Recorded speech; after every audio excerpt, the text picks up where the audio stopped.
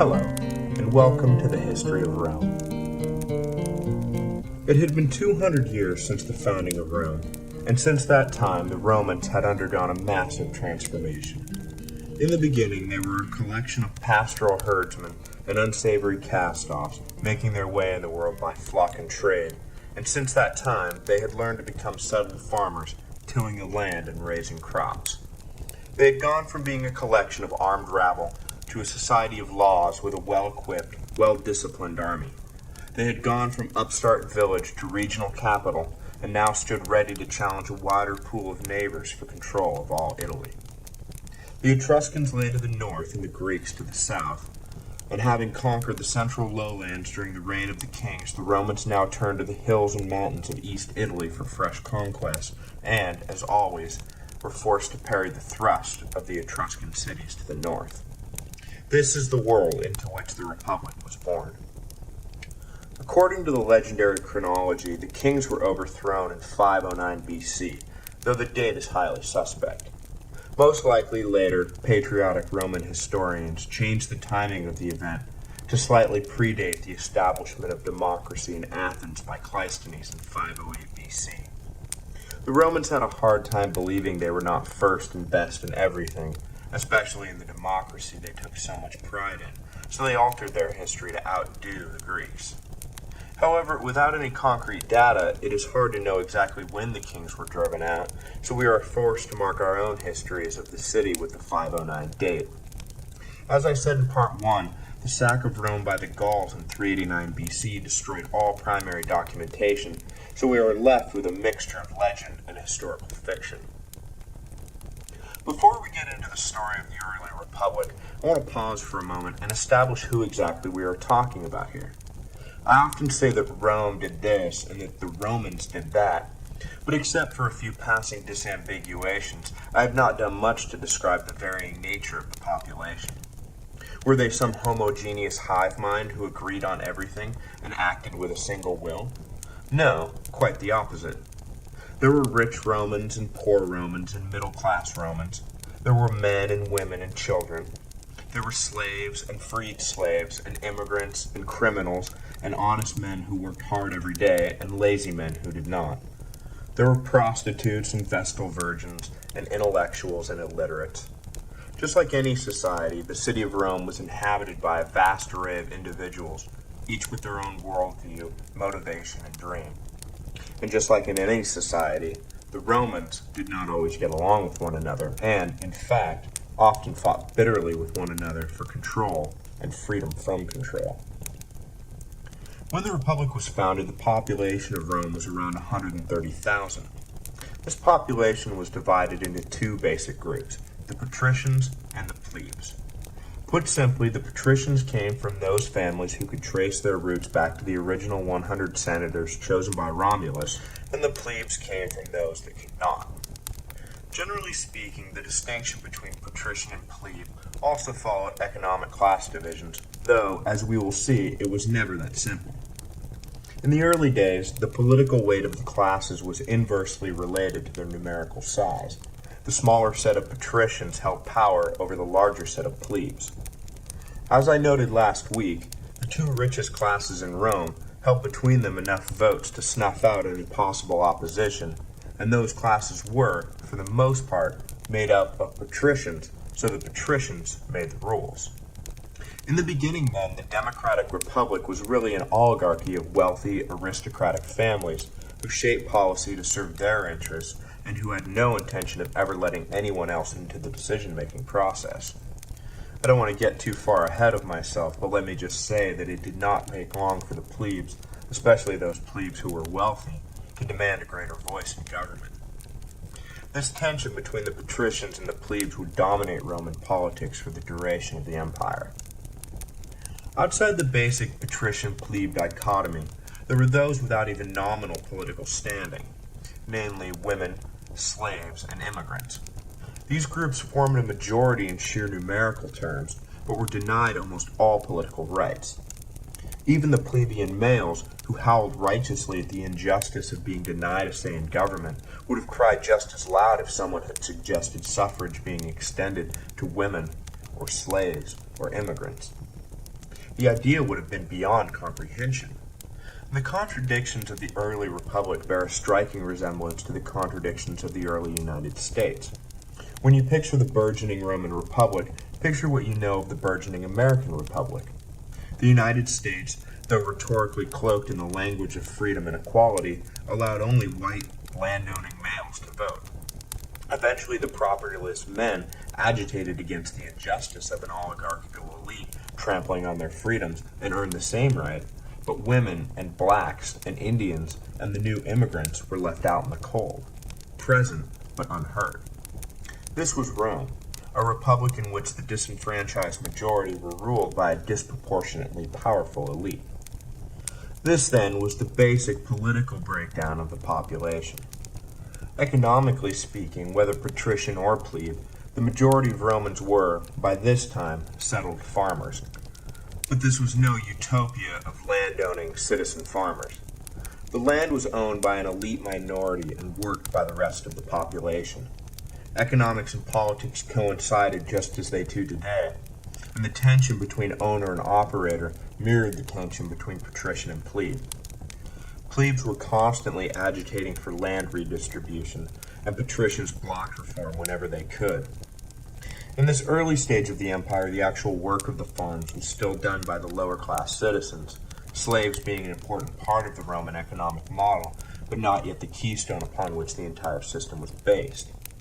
The farms produced two basic products: food for internal consumption, usually grain and cereals, and crops for external trade, usually olives and grapes, and the refined offspring, oil and wine.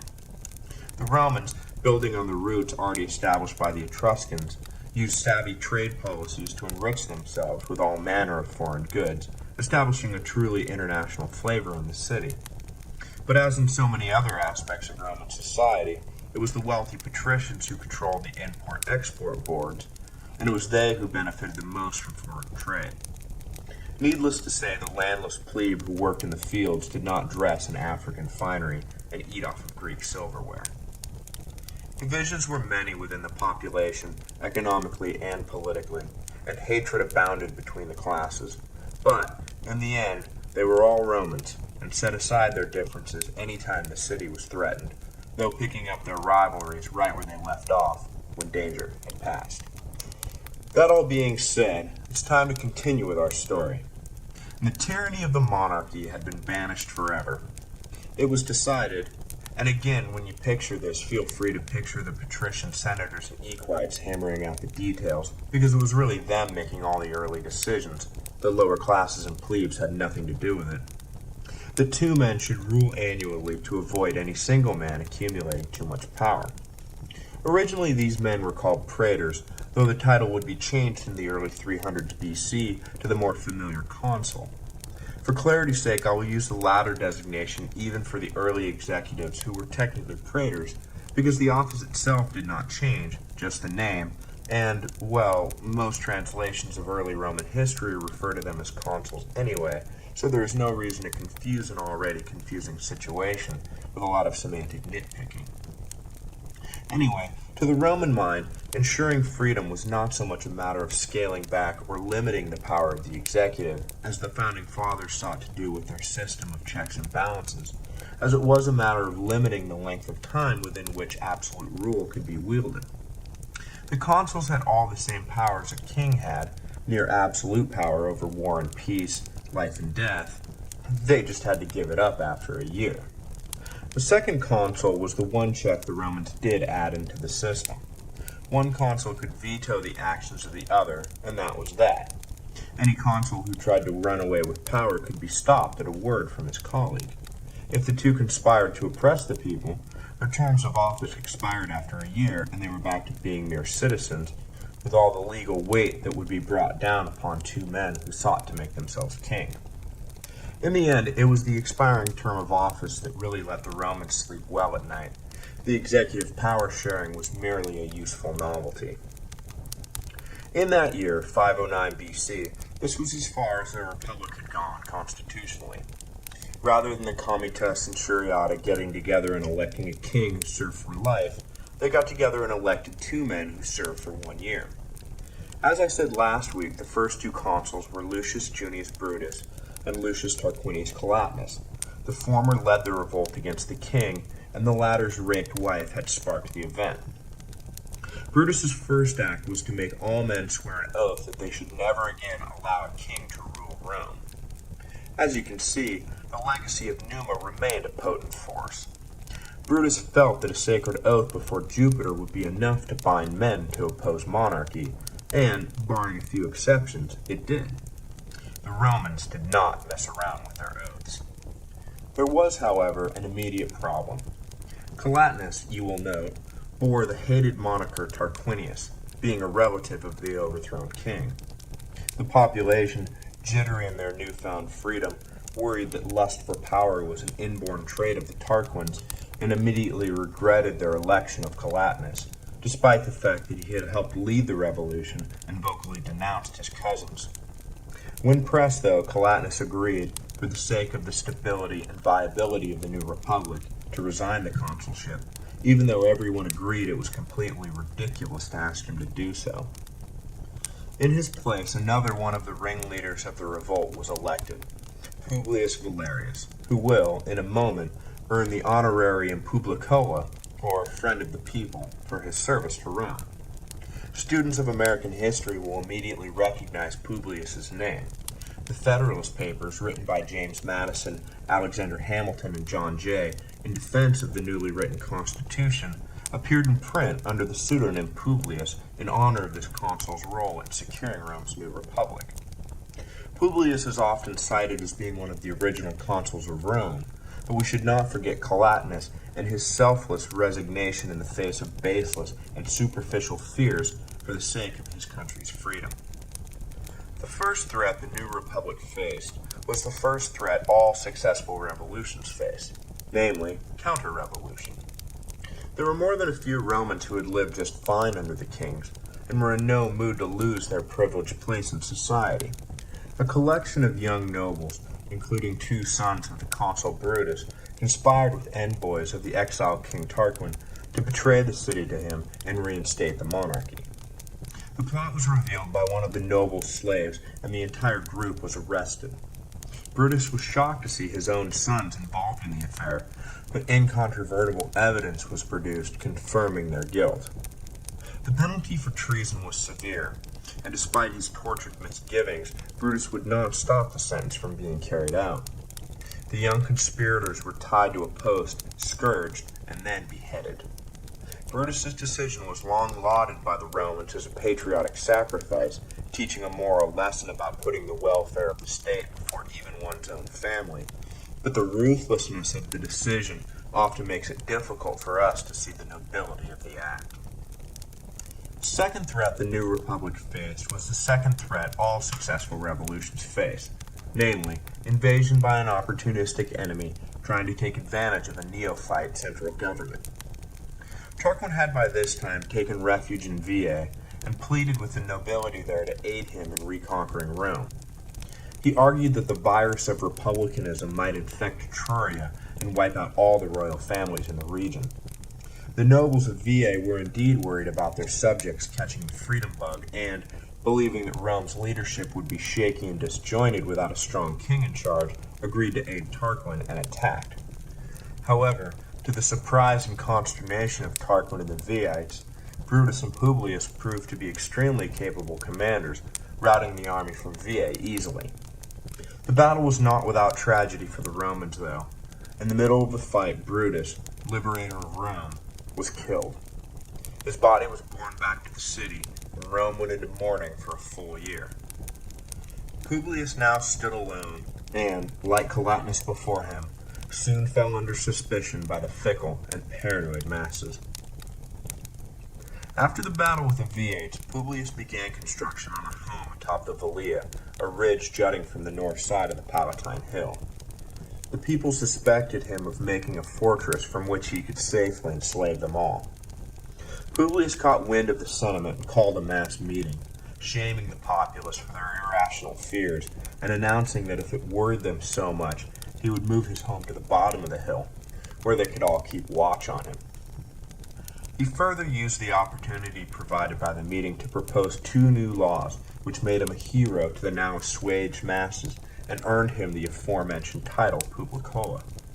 The two laws are famous even to this day. The first stated that any man who tried to make himself king could be killed at any time by any other man without fear of reprisal. And the second stated that any decision by the magistrates could be appealed to the people's assemblies. Publius, content with the single credit he received for these democratic initiatives, then called for an election to fill the open consulship. Marcus Horatius Pulvius was eventually elected after a short detour through a consul who was elected but then died from old age a few days later.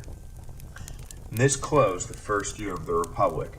Leadership settled, the people mollified, and Rome secure. In the coming years, the tension between patrician and plebe would dominate public life in Rome, the patricians wary always of runaway mob rule, and the plebes seeing no practical difference between the overthrown king and the newly empowered Senate. Next week, we will jump headlong into this so-called conflict of the orders and witness the plebes voting with their feet and demanding a real voice in the allegedly democratic republic they had all fought so hard to establish and keep. Last week, we discussed the transitional year of 509 BC, when Rome went from being a typical Italian kingdom to an atypical Italian republic. Though the actual workings of the republic were not as democratic as they appeared on the surface, the fact remained that the monarchy had been abolished and annual elections now determined leadership. The first years after the change would prove difficult for the new government, for it faced both internal dissension and external invasion. Those years would see the final defeat of the Tarquins, the resubduing of Latium, and finally the extension of political rights to the plebes with the creation of the office of tribune, the plebeian answer to the patrician consulship. After his Viate army was defeated, the ex-king Tarquin next took refuge in the Etruscan city of Clusium under the protection of its king, Lars Porsena.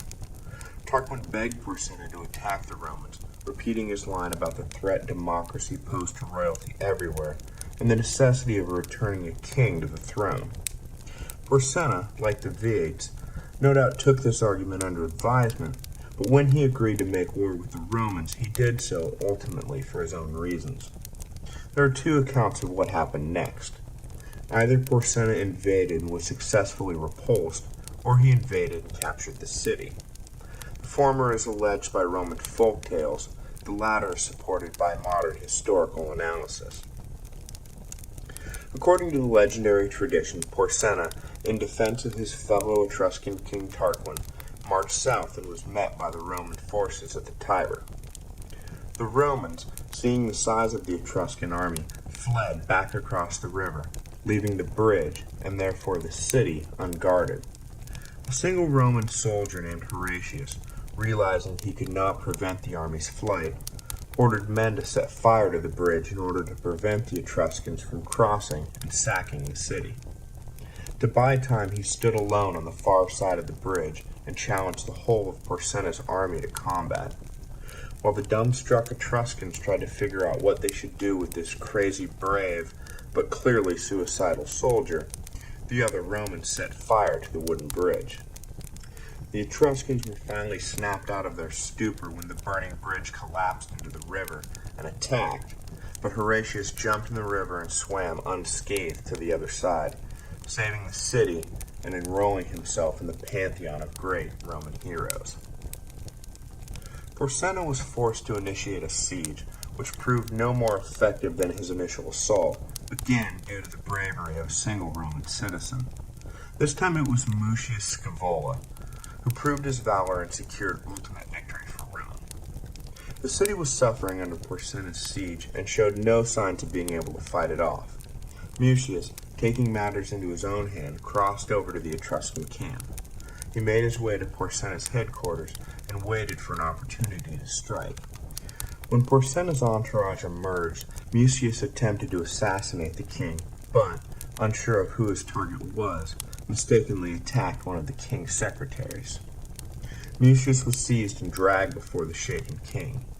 What happened next would be the stuff of Roman legend, and a moral story to inspire generation upon generation of future citizens.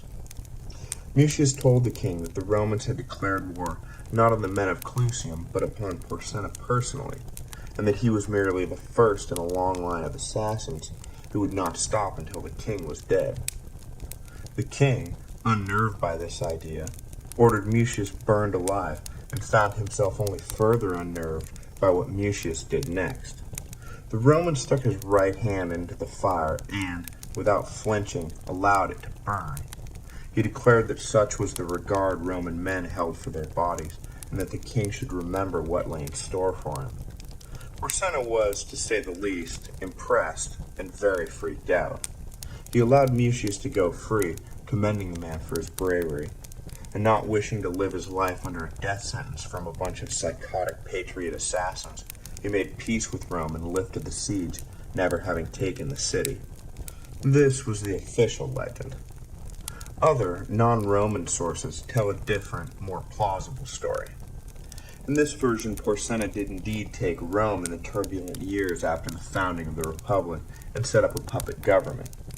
The outcome seems reasonable in that the Etruscans of Clusium would have been much stronger and far better equipped than the Romans were at this point, and resistance would have been futile at best. The reason Porsenna, who is a confirmed historical figure, invaded Rome is a further divide between fact and legend. The melodrama of Tarquin's plea for Etruscan solidarity is pure fiction, as is the decisiveness of individual Roman bravery. Population upheaval in Italy around 500 BC had resulted in an estrangement between Etruria and their Greek trading partners in the south. Specifically, Etruscan trade routes were disrupted by the Volscians, a central Italian hill tribe who settled the plains between Etruria and Magna Graecia south of Rome. Porsenna's conquest of the Romans was just a step in the greater project of maintaining the safety of the southern trade roads from attack. Disabusing the notion that the war had been waged on Tarquin's behalf, Porsenna left his son in charge of matters in Latium after defeating Rome. His son, though, was defeated by an army of allied Latins and driven back north, where he securing independence for Rome as an unintended byproduct. The Latin communities emerged strong from the encounter, and Rome humbled, setting up a major confrontation for control of central Italy that would ultimately see Rome re-emerge as the dominant force in Latium for another 150 years. The Latins had chafed under Roman rule during the reign of the Tarquins, and took the opportunity presented by Rome's weakened position to attempt a redrawing of the political landscape. Disorganized by Porsenna's invasion and a lack of internal political unity, Rome seemed easy pickings for the emboldened Latins. But they underestimated Rome's will, a common mistake made by enemies of the empire for years to come.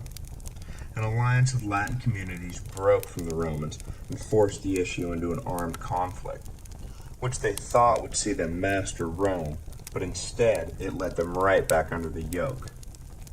A decisive battle was fought near Lake Regillus, southeast of Rome, and though the details of the fight are unimportant, the Battle of Lake Regillus is important for two reasons.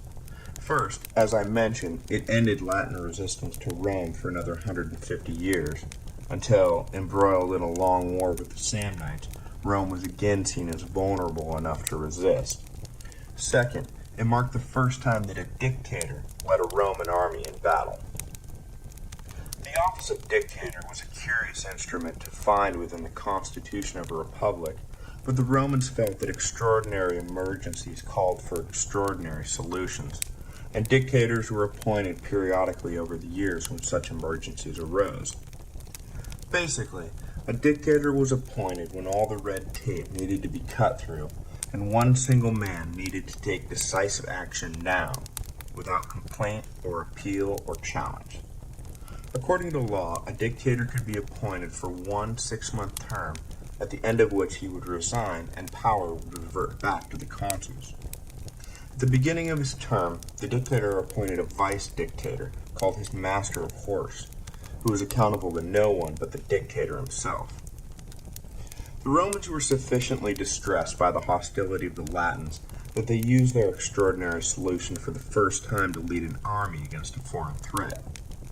And technically the first dictator ever appointed had been a man named Titus Lartius, who had served briefly in that position 2 years before to quell internal riots, but beyond trivia, the event is hardly worth mentioning.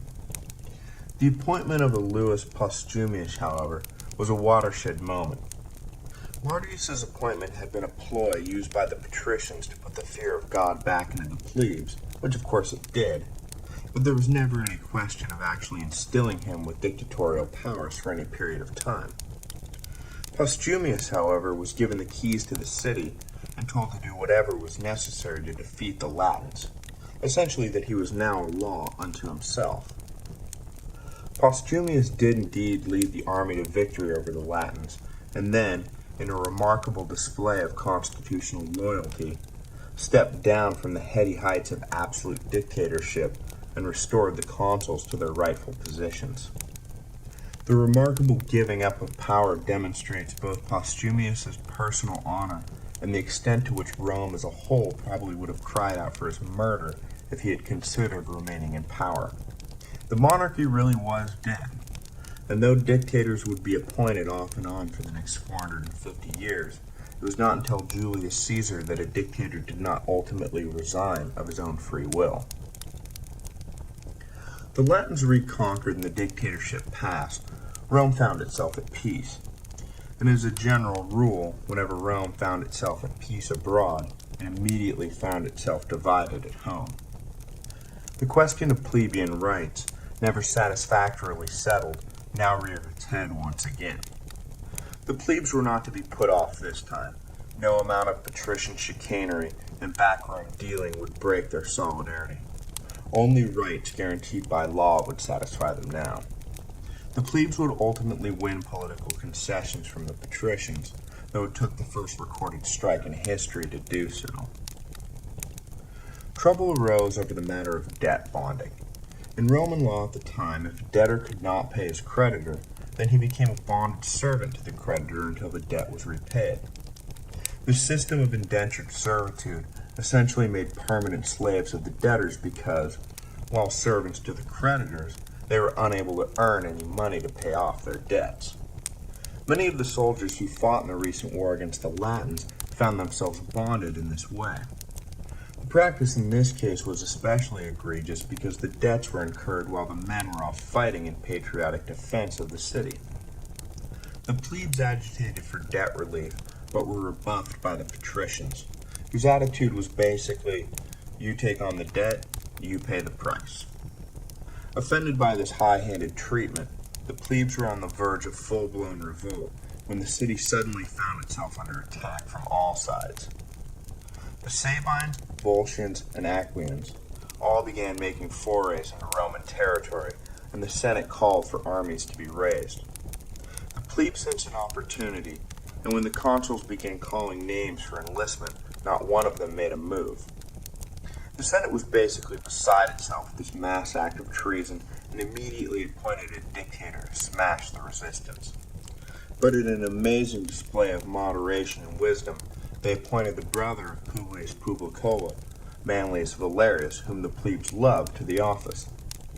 Valerius begged the plebes to do their duty and enlist, promising that once hostilities were concluded, the issue of debt relief would be addressed straight away. Swayed by Valerius, they relented and legions were formed. In due course, all three foreign threats were put down, and the legions returned to Rome. Back in the city, however, Valerius was unable to fulfill his promise. The patrician senators blocked his attempts at debt relief, and Valerius resigned his office, laying at the Senate's feet all domestic turmoil that would ensue as a result of their decision. The disbanded legionnaires were outraged at the betrayal and took an extraordinary step that would become known to history as the secession of the plebes. The soldiers marched en masse to the Sacred Mount, a hill 3 miles from Rome, and set up a fortified camp, refusing to return to the city until their demands were met. The population of the city flew into a panic. The remaining plebes feared retaliatory violence from the patricians, and conversely, the patricians feared runaway mob violence without the army around to maintain order. And what they both feared the most was external invasion. If word got out that Rome's army had abandoned her, every two-bit tribe in the neighborhood would come knocking on the city gates, and Rome would be at their mercy. So the Senate relented and sent an envoy to the plebe camp to broker a deal. The settlement did not address the debt question directly. Rather, a new office was created to shield the plebes from future patrician tyranny, the tribunate. The dangerous precedent set by the strike was pointed out to the plebes by the patrician envoy who compared the republic to a body. It is true, he told them, the hands and feet and mouth could join forces and stop working for the lazy stomach, who sat there greedily receiving all the food the other parts worked for. But if they were to do so, the entire body would soon die of starvation, for the stomach pumped energy back out into the limbs. The plebes would be granted more rights to end the secession, the envoy said, but they must not think, in the future, that starving the stomach was in their enlightened best interest. The plebes took some note of this, but were so absorbed with their success that it is doubtful the lesson fully sank in. The role of tribune was defensive in nature. 2 plebeian men would be elected each year to act as a counterweight to the consuls. Initially, the power of the tribunes was modestly held to the right to free any man from patrician imprisonment, though in the future they would gain the right to veto, literally, I forbid, any law passed by the consuls or the Senate at a word. The tribunes were also granted sacrosanctity, or the right to be free from harm.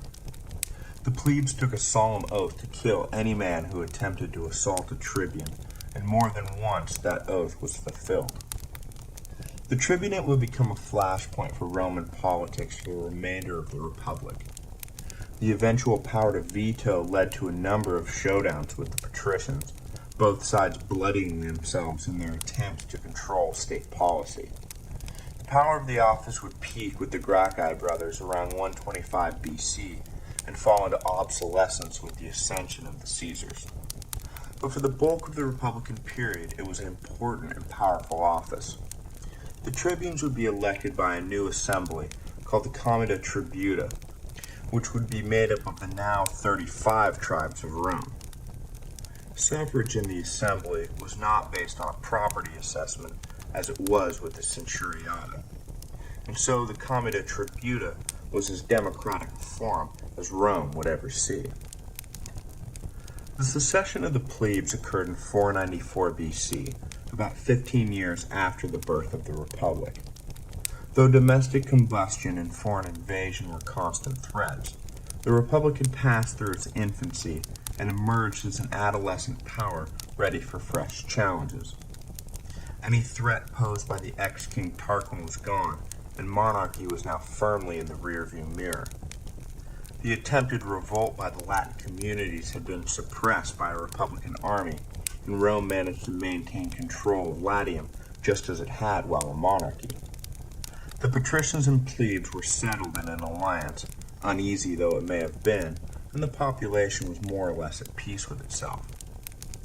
Next week we will cover the creation of the final piece of the Republican puzzle, the Law of the 12 Tables, as well as discuss the rising threat posed by the Volscians, which caused the Romans to make their first concerted forays into the eastern hills, where they would fight the wars that would ultimately win them control of all Italy. We ended last week with the plebes finally being granted nominal political rights, or at least defenders within the political arena, with the creation of the office of tribune. This stopped plebeian agitation for a while, but as the years passed, a new generation came of age and demanded further protection from the ever-present threat of patrician tyranny. It was not enough to be protected from an abuse of the law, because, at the time, nobody knew exactly what the law was. The legal framework of Rome was a nebulous body of oral and written traditions, with precedents and subclauses hiding all over the place, in official decrees, letters, pronouncements, and, most dangerously, in the minds of old patrician lawyers. Who was to say a man was being treated unjustly if no one knew exactly what justice was? This new generation of plebeian agitators would ultimately win a great victory for themselves and the rule of law, giving the Romans a set of written precepts that would be memorized by every child and recited by every adult. The 12 tables of Roman law. This official codification of the law occurred around 451 BC, but before we get to that point in our story, I want to give a brief account of what Rome dealt with in the 40-odd years between the inception of the tribunate and the creation of the 12 tables. Internally, Rome was full of tension, but, as I said, for the first 20 years or so, nothing boiled over too much to disrupt the day-to-day, year-to-year operations of the city. The consuls and senate still held the lion's share of the power, though they were now checked somewhat by the tribunes. The Romans were held together by an unceasing series of wars against their neighbors to the north, east, and south. To the north, they fought a particularly hard campaign against their old nemesis, the Veiites, that ended in a stalemate in 474 BC, a campaign that came complete with a dressed-up Battle of Thermopylae, with 306 members of the noble Fabii family cast in the role of King Leonidas and his doomed Spartans. Protecting an undefensible pass, the Fabii clan fought to the last man to give the legions a chance to regroup. The battles fought to the east and south were of a different sort, and revolved around a geographically based cultural clash. Veii may have been in competition with Rome, but at least it was a settled city of civilized farmers. Out in the eastern hills, however, nomadic tribes, particularly the Volscians and the Aequians, pressed at Rome's borders. The nomadic herdsmen coveted Rome's soft, flat land and tried every year to carve out some or all of Roman territory and turn it from partial farms into a massive grazing zone. As a result, the Romans were constantly beating back encroachment by the migrant tribes, who occasionally mustered enough force to give the Romans a run for their money, but were usually dispatched easily. For the first 10 years after the secession of the plebes, and running concurrently with the on-again, off-again battles with Veii, the Volscians posed the greatest danger. They had already made great inroads south of the city, effectively securing all the land between the hills and the sea, blocking trade with Magna Graecia. The peak of the Volscian threat came early, in 491 BC, when a disgruntled Roman general named Coriolanus defected and led a Volscian army through the legions and right to the gates of the city. The Roman men beaten, the women were sent to plead with Coriolanus to end his attack, and it was only after a personal appeal from his own mother that Coriolanus' heart finally turned, and he withdrew the army. His Volscian officers were appalled at being denied their easy victory, and back in Volscian territory, they murdered their Roman leader. It has been noted that the story of Coriolanus bears a striking resemblance to the story of the great Athenian general Themistocles, and that the story was probably inserted later to account for the defeat suffered by Rome at the hands of nomadic rabble. The Roman ego demanded that Romans could only be defeated by other Romans. By the mid-480s BC, though, the Volscian threat had largely been contained, and the city was never seriously threatened again, though the Volscians maintained control over the southern plains for the remainder of the century, and were a constant menace along Rome's borders. Throughout the 470s and 460s BC, even though the external danger had been greatly diminished, the legions still went out every summer campaigning against the latest forays by the Volscians or Aequian raiders. The total military dominance of Rome over the hill tribes eventually led the plebe leaders to suspect that the patricians were not being totally honest with the threat level posed by the tribes. And with the record the Roman army had, it's hard to blame them. Without even breaking a sweat, the legions dispatched every enemy they encountered. A political pattern began to emerge. Plebe leaders would decry the raising of yet another army to go to battle with the Volscians or whoever, even though they posed no serious threat, and would denounce the Senate for starting wars to put off questions of further economic and political reform. These leaders would always, in turn, be denounced by the Senate as self-absorbed traitors who were putting personal ambition ahead of Rome's safety. The plebe leaders would shoot back that the patricians were sending men out to die for no other reason than to tighten their grip on wealth and power. A standoff would ensue, but Rome, being what it was, would ultimately raise the legion and the plebeian demagogues would be silenced. The Romans were soldiers, and fighting is what they did. Throughout these years, Rome's position vis-a-vis the nomadic herdsmen was never seriously threatened, though in the following century, Rome would fight a knockdown, drag-out war with a rising hill tribe called the Samnites that would ultimately see all Italy eventually fighting on one side or the other. In the years after the secession of the plebes, there were essentially two major initiatives that excited the plebes and kept the patricians up at night. The first was proposed by a tribune named Valero in 473 BC. It stated simply that the tribunes ought to be elected by the tribal assembly and not by the comitia centuriata as they had been in the first years after the office was created. The patricians balked at the idea, knowing full well that they would no longer have undue weight in choosing who would be tribune. As I noted last week, the patricians inevitably failed in their attempt to quash the proposal. An election of the tribunes was duly passed to the comitia tributa. As if this wasn't bad enough, in 462 BC, a tribune named Terentillus made an even more radical proposal. The laws of Rome should be written down and posted so that all citizens would be bound to the same codes and no man could rise above them. The patricians were horrified at the thought and spent the next 10 years doing everything in their power to stop its implementation. It was during these years that the plebes really started to resist military service and openly question patrician motives. At one point, however, caught up in their own rhetoric, they failed to believe it when the Senate woke up one morning and announced that during the night, a small Sabine army had penetrated the city and had taken the citadel. It was only after a desperate plea by the consuls that the plebes finally agreed to raise an army, finding much to their surprise that the citadel had in fact been taken and their city was under siege. The legions, along with a contingent of local allies, easily dislodged the Sabines, and the greatest casualty of the whole encounter was what little influence the tribunes had so recently achieved. The patricians, as a result, managed to put off Terentillus' proposal for another 10 years. In the end, though, they were forced to relent.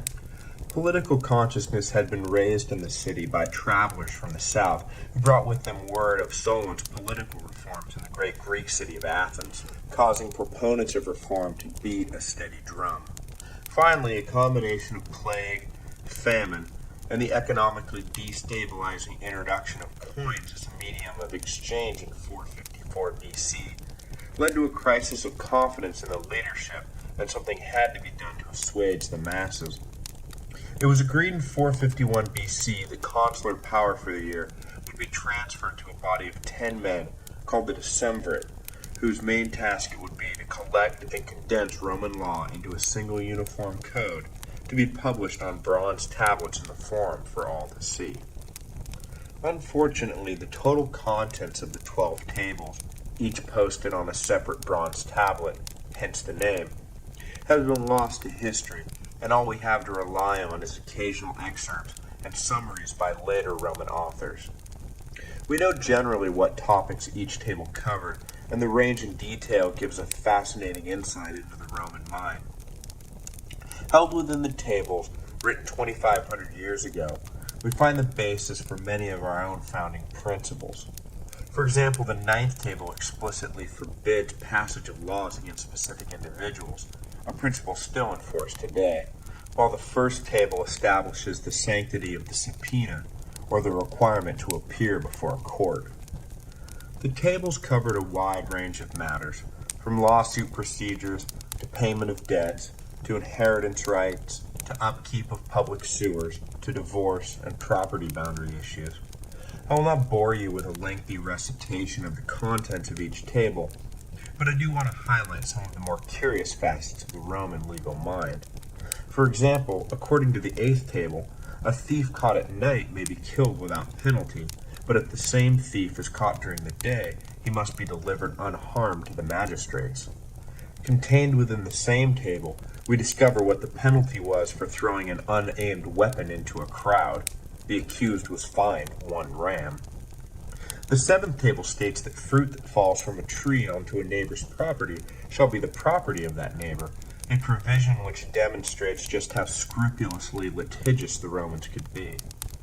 Death was the ultimate penalty and was prescribed for a number of crimes, including murder and the destruction of crops, but also, interestingly, for matters involving the integrity of the courts. Magistrates who took bribes to influence their decisions, as well as witnesses who lied under oath, were both ordered flung from a high cliff. To the Romans, perjury was a heinous crime that threatened the entire community. The final provision I want to point out was hidden deep in the ninth table, a piece of fine print that, once discovered, outraged the plebes and led to violent class confrontations. No patrician shall be allowed to marry a plebe. Effectively, this codified a closing off of upward social mobility to the majority of the population and guaranteed that none of them would ever hold the most powerful office of state, the consulship. This did not go over well with the plebes. As I mentioned earlier, the 12 tables were the foundation of later Roman law and were memorized by all citizens, literate or not. The existence of a written body of law was not a Roman innovation, nor did it make them unique in the ancient world, but it did put them into a select group of states that valued the objectivity of the law over the subjectivity of capricious rulers.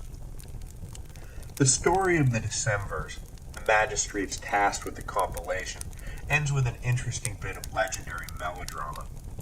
During the year, or two depending on the source, that the Decemvirs were in office, they held ultimate authority.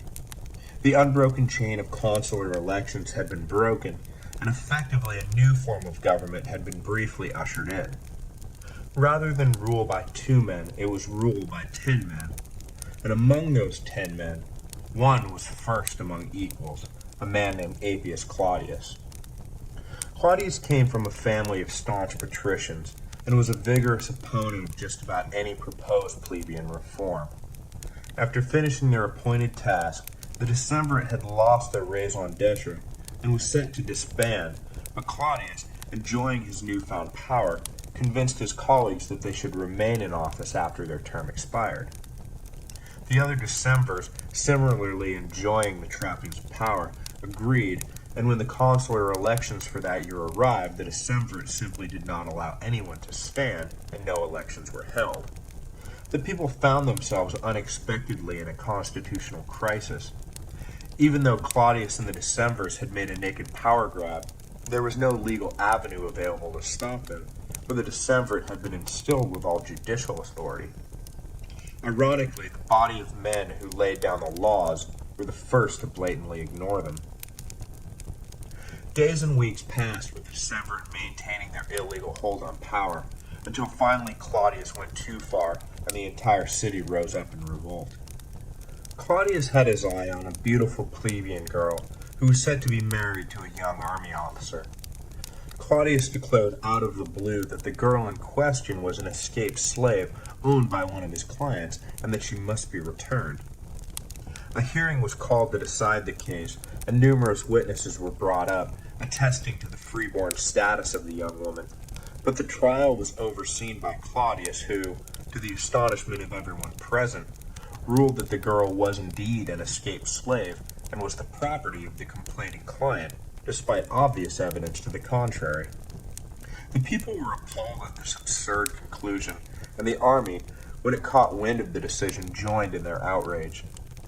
The husband-to-be and the father of the woman were both officers in good standing, and the army was incredulous at the arbitrary injustice of Claudius towards one of their own. The people, supported by the army, then used their bargaining chip of last resort and abandoned the city, removing themselves to the sacred mount just as they had done 40 years earlier. The Decemvirs, recognized that their position had become untenable, finally resigned.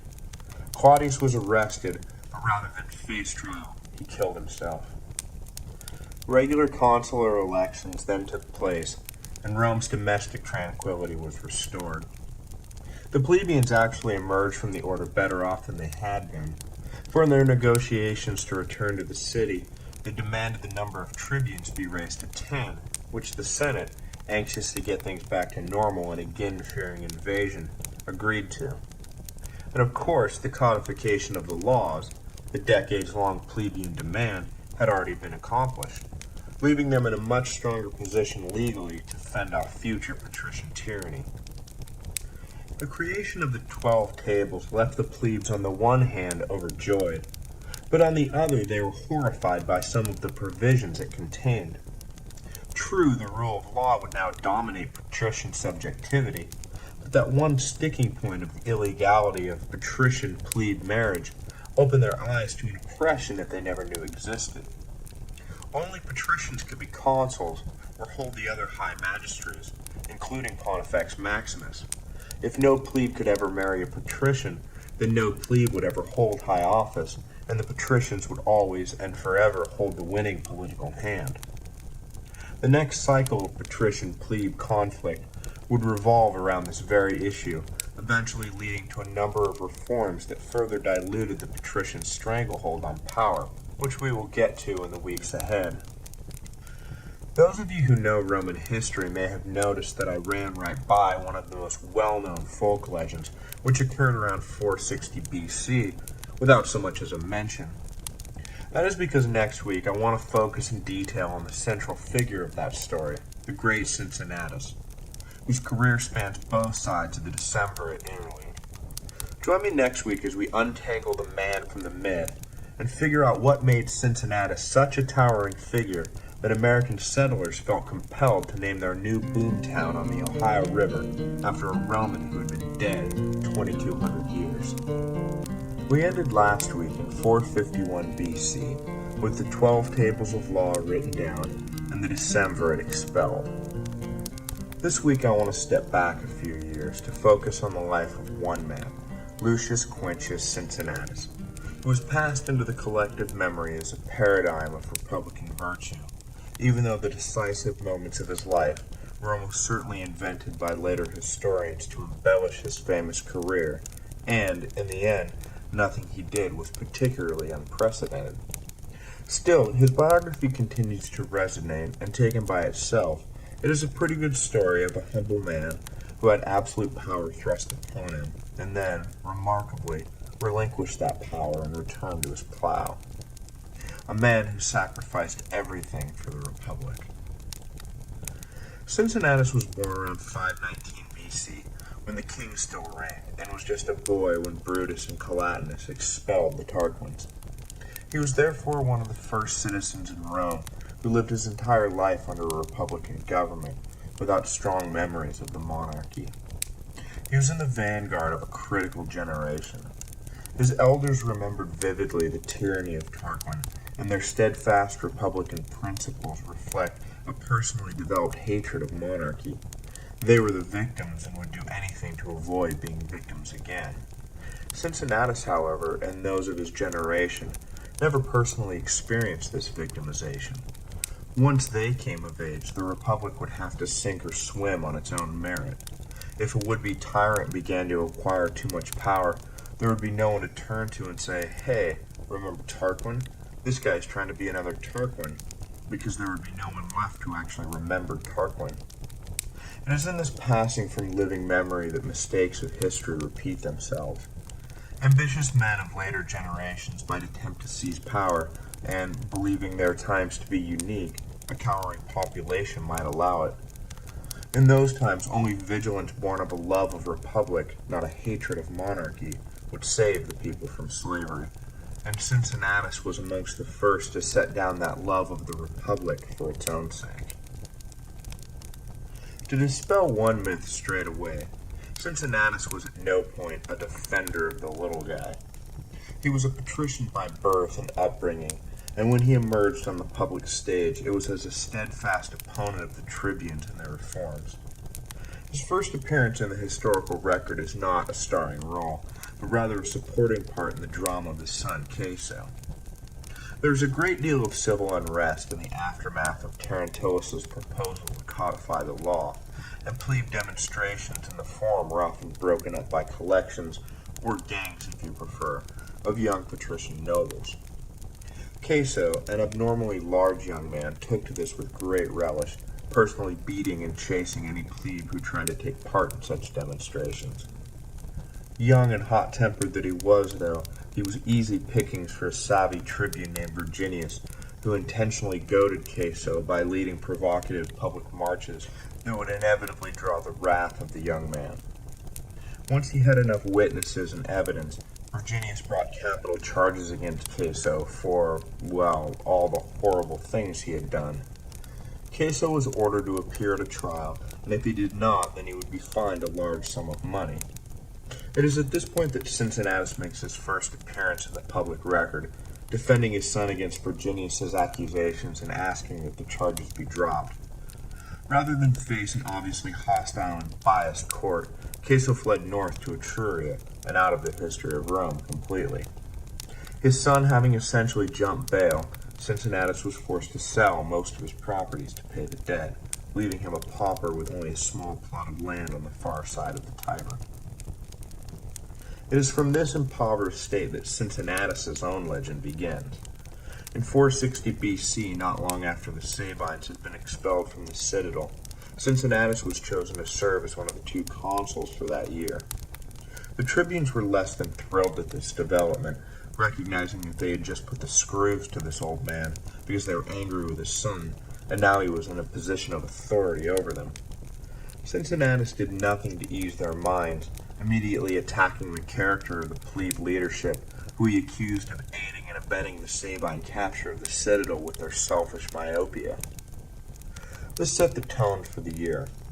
Struggles ensued between the consuls on the one hand, the tribunes on the other, with the Senate and popular assemblies caught in between. Cincinnatus managed to kill Terentillus' bill for the year, while the tribunes banned the consuls from taking any army more than 1 mile outside the city limits. By the end of the year, no compromise was reached, and the battle was said to continue on into the next year. But the Senate passed a law stating that no magistrate, patrician or plebe, could serve in successive years. The tribunes dismissed this out of hand and had themselves re-elected, so the patricians were set to reconfirm Cincinnatus when he announced that if they were to act no better than the plebes, then they were no better than the plebes, and refused to stand for office. Agreeing reluctantly to this logic, the patricians allowed Cincinnatus to retire to his small farm. It would not be long, however, before he was called back to service in his most famous role, dictator of Rome. In 458, the Aequians had been causing Rome trouble, and one of the consuls for the year was sent with an army to deal with them. However, the fight was much rougher than it had been in the past, and the legions found themselves pinned down, unable to retreat, and facing annihilation. The citizens of Rome panicked, and, without dissent, a dictator was called for, and Cincinnatus was named. A delegation was sent to inform the old man, and famously found him at work on the small farm he had retired to, a living paradigm of Roman virtue. The delegation saluted Cincinnatus as dictator, imploring him to return to the city at once. The tribunes were appalled to see their old political enemy return to such a powerful position, but Cincinnatus was greeted in the city with such acclaim that there was little they could do but hope that the old patrician would not turn his absolute power against them. Cincinnatus, however, was not out to settle political grudges, well, not yet anyway, and promptly raised an army and marched to the rescue of the besieged legion. Wasting no time, Cincinnatus' army swept in and decisively beat the Aequians, saving the legion and ending the threat. He marched back to Rome and celebrated his well-earned triumph a mere 15 days after being named dictator.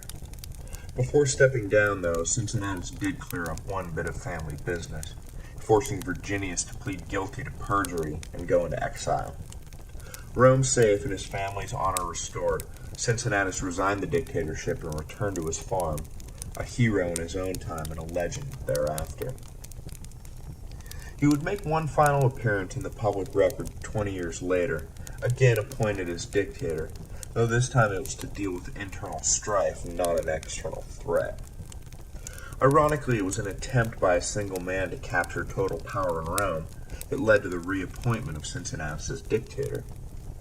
We will talk more next week about the plot of Malleus to make himself king, so for now I will just leave it that a conspiracy was in motion, and Cincinnatus was brought in to deal with it, which he did as quickly as he dispatched the Aequians, and again resigned the dictatorship and returned to his farm, this time for the last time. Cincinnatus is a bona fide legend, but the particulars of his life are almost certainly an invention. I look forward to the day when I begin covering events from the later, more accurate records, so I won't have to keep saying that the story I've just told you is largely fictitious. But we still have another 50 years before we get to the sack of Rome, so we'll just have to grind through this together. Anyway, the story of Cincinnatus is largely fictitious, but the man was a giant of his age and earned a little mythical embellishment. And regardless of its accuracy, the life of Cincinnatus was handed down from generation to generation and is still told today. His story had a great impact on the Enlightenment Age soldiers of the American Continental Army, who often referred to their great leader, General Washington, as the American Cincinnatus, because at the end of the war he retired rather than allow the people to make him king. When the army was demobilized, the retired officers formed a fraternity of sorts called the Society of the Cincinnati, membership in which was limited to men who had served in the army for 3 years. One of their members was later the territorial governor of Ohio, and he renamed a growing urban hub on the Ohio River Cincinnati, both in honor of the society itself and in honor of Washington, to whom the name originally referred. Ironically, the society still exists today, membership being limited to sons of the original members, making it a hereditary institution, completely anathema to everything the officers had originally been commissioned to fight. But I digress. Cincinnatus's mark had been set upon the world. But what do we make of him? Clearly he was a towering figure in the first century of the Republic, a hero, a consul, a twice-named dictator. But why the iconic veneration? Allegedly it is for the act of relinquishing absolute power, but we have already seen that Cincinnatus was not the first man to do this, nor would he be the last. The office of dictator was not created especially for him. It was, in fact, a constitutional role that was used regularly in times of crisis. His story, of course, had a nice ring to later Romans, who reveled in his simple homespun virtue, called from his field to save the city. In the good old days, they said, the greatest man of his age was found hard at work on a small farm, not eating figs on a sofa in some palatial estate. He was the epitome of the virtuous farmer-soldier, the ideal Roman. I think 2 things really contribute to the fame of Cincinnatus. The first is the incidental fact that most people, myself included before I began digging, believe Cincinnatus must have either been the first dictator of Rome or the only dictator of Rome to ever step down voluntarily, or something equally unprecedented. But of course there was nothing particularly unprecedented about Cincinnatus, and our veneration of him in that case would seem to be based upon nothing more than our own misconceptions about Roman history. But even though Cincinnatus wasn't the first or last of anything, he was unique in a profound way. The first 2 dictators, who, like Cincinnatus, served and then resigned, were men of a generation that remembered the Tarquins, remembered the tyranny, and would not think for a moment about seizing power for themselves so soon after they had thrown out the kings. Cincinnatus, on the other hand, comes from the next generation, a generation that lived their entire lives under the Republic, and was thus the first man who had no memory of monarchy to be given absolute power. The temptation to keep it would not this time be tempered by memories of subjugation and struggle. But the virtue of Cincinnatus returned to the people the power that was rightfully theirs. It was his resignation from dictatorship that really cemented the precedent for later Romans to relinquish dictatorial power and maintain the Republic, that thing of the people.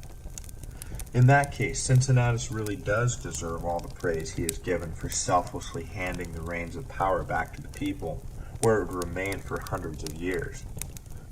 In any case, any man who voluntarily gives up absolute power is a hero whose story, rightfully, is told. Next week we will learn more about the machinations of Malleus, a scoundrel of the highest order, as well as the events that led up to the final confrontation with Veii, a struggle that broke the back of Etruscan dominance, which, though a victory for Rome, opened the door for the Gauls to sweep in from the north and hand the Romans their most devastating defeat, almost ending the empire before it had a chance to really begin. The years after the expulsion of the decemvirate were hard. Old problems remained unsolved, while new ones threatened to tear the city apart. Patrician and plebe were at each other's throats over wealth, power, and land. The population of the city was growing, and there was not enough land to give them, and not enough food to feed them. Crop failures exacerbated the problem, and famine became a persistent killer. Bitter tensions led to a breakdown of military resolve, and old enemies long contained now returned to mesh for their former betters. The Volscians and Aequians both peeled off Roman territory to the east and south, and there was little the legions could do about it. This is how the Romans limped through the second half of the 400s BC, hungry, tired, weak, and demoralized. At the turn of the century, a final victory over VA would lift the hopes, albeit briefly, of the city, but for now, life was a dreary war of attrition. In the aftermath of the publication of the 12 Tables, the plebes immediately became aware of an institutionalized bias against them. They were incensed to see a codification of the ban against patrician-plebe marriage and immediately opened a new front in their war for equality. The issue of greatest concern was access to the high offices of state. This meant the consulship and the religious offices of Pontifex Maximus and its subordinate priesthoods. Only patricians by law could hold these offices, and if plebes could not intermarry with patricians, then they would never gain access to the highest positions of authority or have the final say in law and religion. The plebes attacked this imbalance from two angles. First, they sought to legalize patrician-plebe intermarriage, and second, they demanded that the consulship be open to plebe candidates. The former would be won quickly, and as to the latter, it would be just under 100 years before the first plebe was finally named consul in 366 BC. In 445, a tribune named Canulius introduced a bill legalizing patrician-plebe marriage. The measure was fought by the patricians, who fretted about the dilution of pure patrician blood, but their resistance was only half-hearted. For one thing, their arguments really had no leg to stand on. When it came to officiating the necessary religious sacrifices, the Romans, all of them, believed that a patrician must be the official in charge, or the gods would be offended. Some patrician families claimed that mixing the two classes would inevitably offend the gods, but in Roman law, legal status followed the father's position alone, without any concept of genetic makeup. Incest, for example, did not even cover relations between maternal cousins. They were simply not considered part of the same family. So claims about blood dilution came off as absurd. Any child born to a patrician father was a patrician, period. Flimsy racial arguments aside, the matter basically came down to not wanting to share with the other children, and patrician solidarity soon cracked. There were a number of noble families who eyed the fortunes of the wealthy plebe families, and the measure was soon passed. As to admission into the consulship, the patricians fought much harder to prevent it, and far dirtier. This was not a toy that they were going to share with the other children. And so in 444 BC, right on the heels of plebes gaining at least nominal access to power, the consulship was suspended, and the third manifestation of executive power was inaugurated: military tribunes with consular power. The switch was not permanent, though, and for the next 80-odd years, the executive leadership of Rome alternated between the new military tribunes and the traditional dual consulship, depending on the circumstances of a given year. Initially, 3 military tribunes would be elected by the centuriata and granted executive authority over the state, though over the years that number rose to 4 and then to 6. The introduction of the new executive form can be seen as a move by the patricians to protect the consulship from plebe taint. No plebe could be consul if no consuls were elected. The military tribunes were elected democratically by the army, and plebes as well as patricians stood for and won election. This was fine with the patricians as long as the sanctity of the consulship itself was guarded. Further, by increasing the number of executives, plebe ambition was mollified, and at the same time power was watered down so that the elected plebes were not as singularly powerful as they would be if they had been consuls. Plus, the entire exercise kept plebes from agitating too hard for admission to the consulship. For the years between 444 and 367 BC, military tribunes were elected roughly half the time, the other years being governed by the traditional dual consuls. Much has gone into analyzing what factors determined whether consuls or tribunes would be elected for a given year, but by cross-referencing executive form with military activity, a possible answer emerges. Consuls were generally in charge during the major conflicts of the era, so it would seem that military tribunes were elected when no major military action was planned, whereas consuls were elected when engagement was imminent. This seems counterintuitive given the name military tribune, but it makes sense.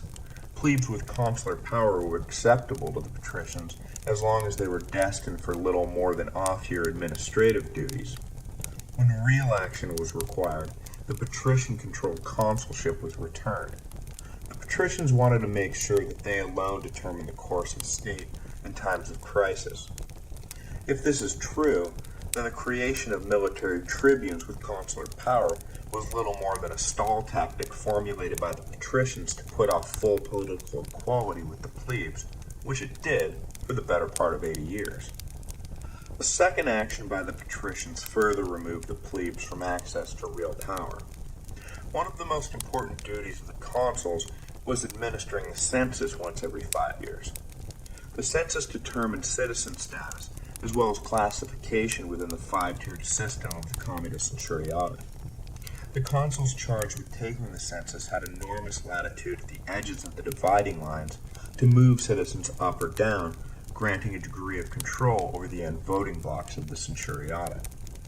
More than that even, it was during the census that citizen status was granted or revoked. Obviously, the patricians had a keen interest in maintaining control of the census, and when military tribunes were introduced, the administration of the census was peeled off from the other consular powers and invested into a new office that was destined to become one of the most coveted of all the magistracies, the censor. In time, the censor would acquire other duties, most famously the vague directive to protect public morals. But for now, the single role of administering the census was important enough. By senatorial decree, the censor had to be a patrician, ostensibly because of the religious ceremonies of the census that needed attending to, but most likely it was to make sure that plebes could never engineer more favorable voting blocks for themselves in the centuriata. These political reforms closed out the cycle initiated by Terentellus in 462 BC, when he first proposed the creation of the 12 tables. The political and economic structure of Rome would not see significant alteration until the opening of the Samnite Wars in the mid-300s BC, not for lack of plebe agitation, but because the patricians seemed to have closed ranks and resisted any further reforms. As I said at the beginning, the years ahead were long and hard for Rome. Grain shortages were reported in a dozen of the next 50 years, with devastating famines following. The lack of nourishment inevitably led to plagues, which further decimated the population. Rome was forced to seek help from surrounding communities, north in Etruria and south in Magna Graecia and Sicily. Their requests, though, were denied as often as they were approved, and many of their neighbors reveled in Rome's misery after so many years of dominance. Just about every one of their enemies took advantage of Rome's depleted and malnourished army, and Rome's sphere of influence gradually began to erode. The Volscians and Aequians, once easily dispatched, now let their flocks graze in Roman fields uncontested. In the midst of this desperation, some men allowed their scruples to take a backseat to ambition, and one man in particular would pay the ultimate price for his hubris. A wealthy merchant named Manlius, who had never served in any important office but was of equestrian rank, began to dream bigger than his prudence should have allowed. In 439 BC, during a typical grain famine, official Roman envoys in Etruria rejected the Etruscan price for grain as gouging and returned to the city empty-handed. Manlius then went himself and agreed to pay the exorbitant cost, bringing home the grain the people needed and handing it out for free. Manlius was an overnight sensation, a newly minted political rock star. Everywhere he went, he was greeted by large ovations acclaiming his generosity. Manlius looked at the adoring masses and at his own personal fortune, and let his imagination get away from him.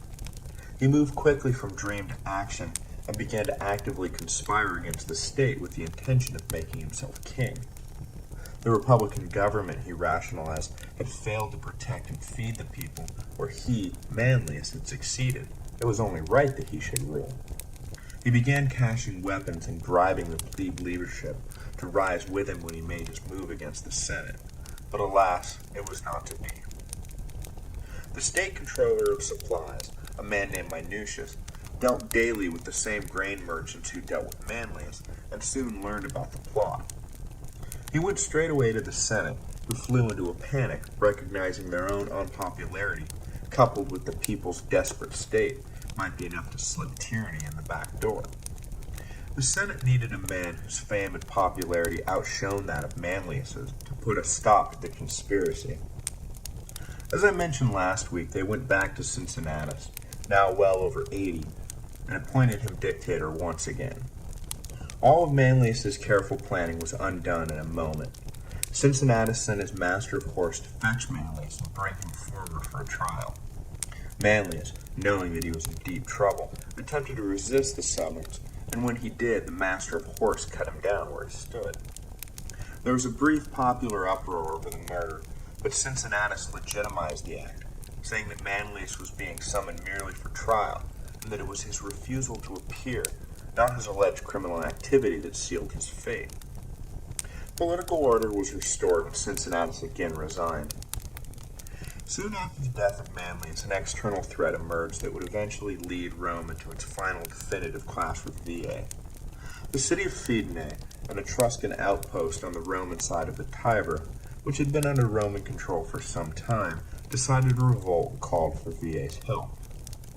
They figured that Rome, weak internally and caught up in the south with intrusive tribes, would be forced to let the city go, but Rome was determined to maintain control. Hostilities began with Fidenae, hoping to goad Rome into a battle she would lose, murdered 4 visiting Roman envoys. This treacherous act did lead to an immediate Roman response, but no conclusive action was achieved on either side. The war with Veii-backed Fidenae dragged on for years. To the Romans, victory was a necessity. If they lost control of Fidenae, trade up the Tiber River would be severely hampered, but despite the Romans' best efforts, Fidenae held out, and trade suffered accordingly. Through the 430s and 420s BC, Rome found itself militarily engaged on 3 fronts, in the north, east, and south, economically isolated and politically divided. It was not a good time to be a Roman. Some relief came around 425 BC, when the Romans finally won back control over Fidenae, but Veii itself still loomed on the horizon. The Romans, for the moment, dreaded a fight with their rival, and did not follow up their recovery of Fidenae with action into Veii territory. A confrontation was brewing between the two powers. Their political and economic destinies were on a collision course, but for now a tense truce prevailed. Veii seemed to have been dealing with its own internal problems at the time, and so did not strike when the iron was hot, immediately at the end of a war which had drained Rome physically and emotionally. This gave the Romans a chance to catch their breath and consolidate their power. When the final clash with Veii finally erupted, the Romans were in a position to challenge their Etruscan rival on equal footing. The years leading up to the war with Veii were hard, but these decades would highlight the characteristic Roman obstinance that would win them an empire. The Romans simply did not give up. Beaten, harassed, tired, and divided, the Romans soldiered on. The Roman unwillingness to quit in the face of adversity bordered on the edge of insanity. They would accept catastrophic losses but would never surrender. In the centuries that followed, Rome was many times beaten so badly that they should have relinquished their dreams of empire and retired to the dustbin of history. But instead, they buried the dead and raised a fresh army, never suing for peace and never retreating. It was this unwavering advance that so frightened Rome's enemies. In battle, Legionnaires would follow, but the line would keep marching incessantly forward, dispassionate, calm, and mechanical.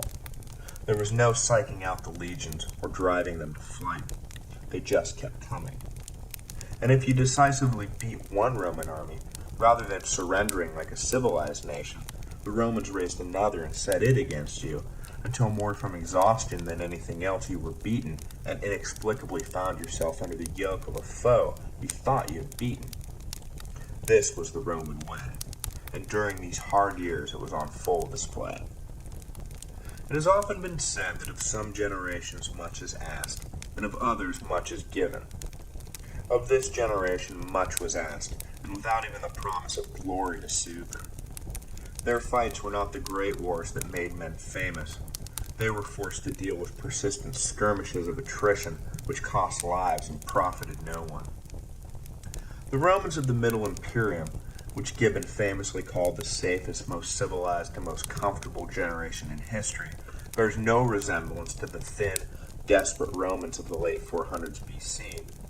But that future was secured by the sacrifice of these early suffering generations, of whom much was asked and nothing was given. I'll close tonight with a rare programming note. I am going on vacation, so there will be no new episode next week.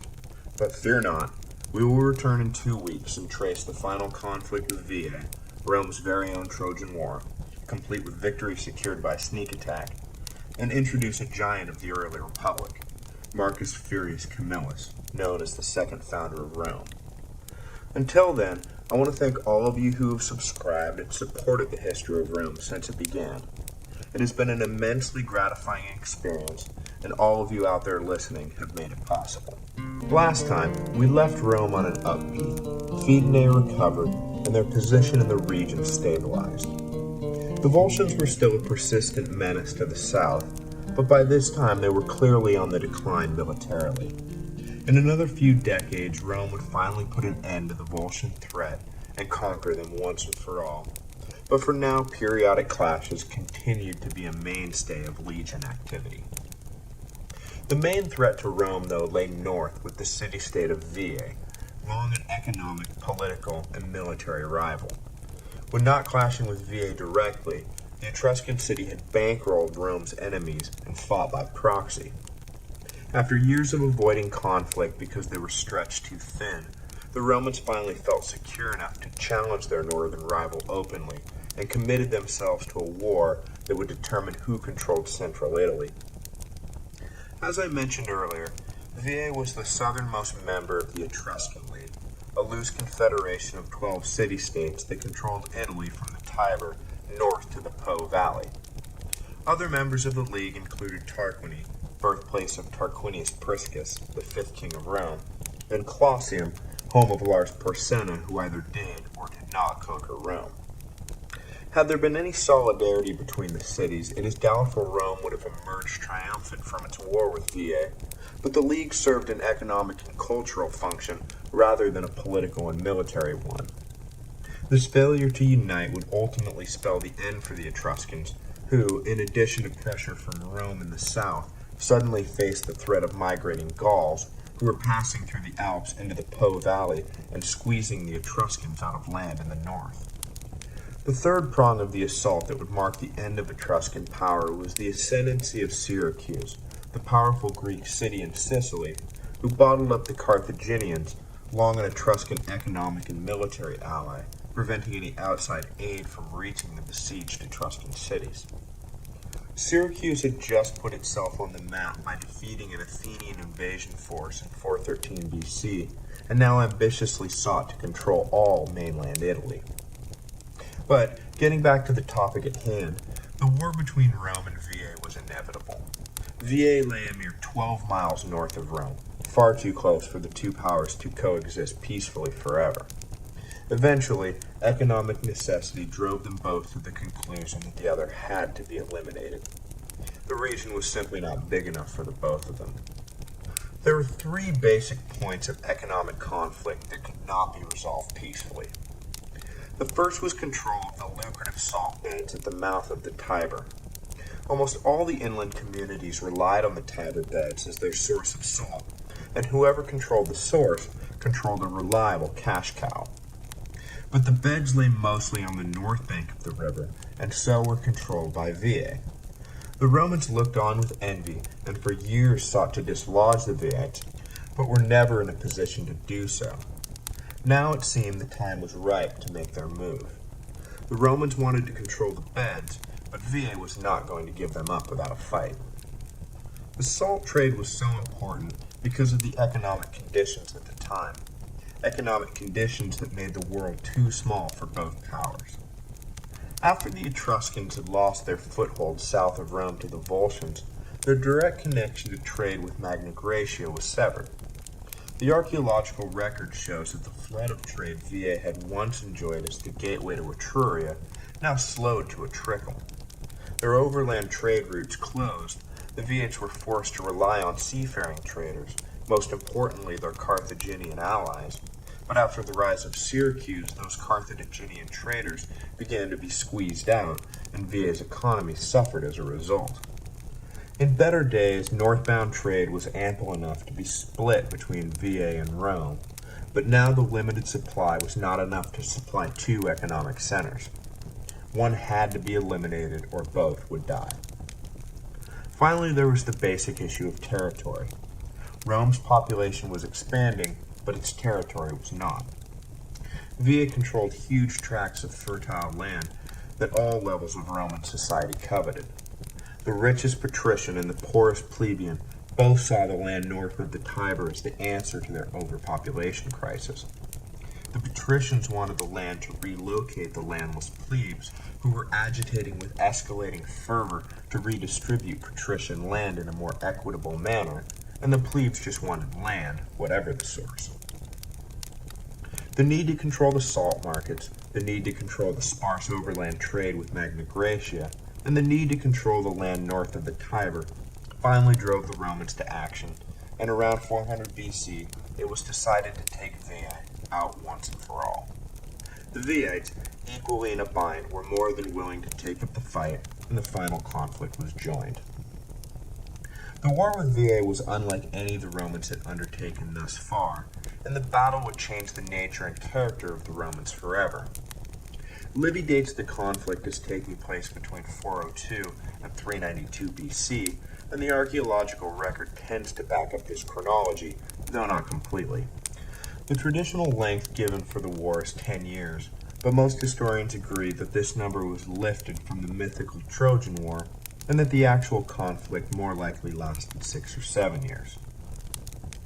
Battles in the field were intermittent and inconclusive, leading the Romans to change tactics and besiege Veii itself, rather than try and beat its army in the field. This forced the Romans to do something they had never before even contemplated, keeping an army in the field year-round. Traditionally, the campaign season lasted between April and October, with soldiers returning home for the winter.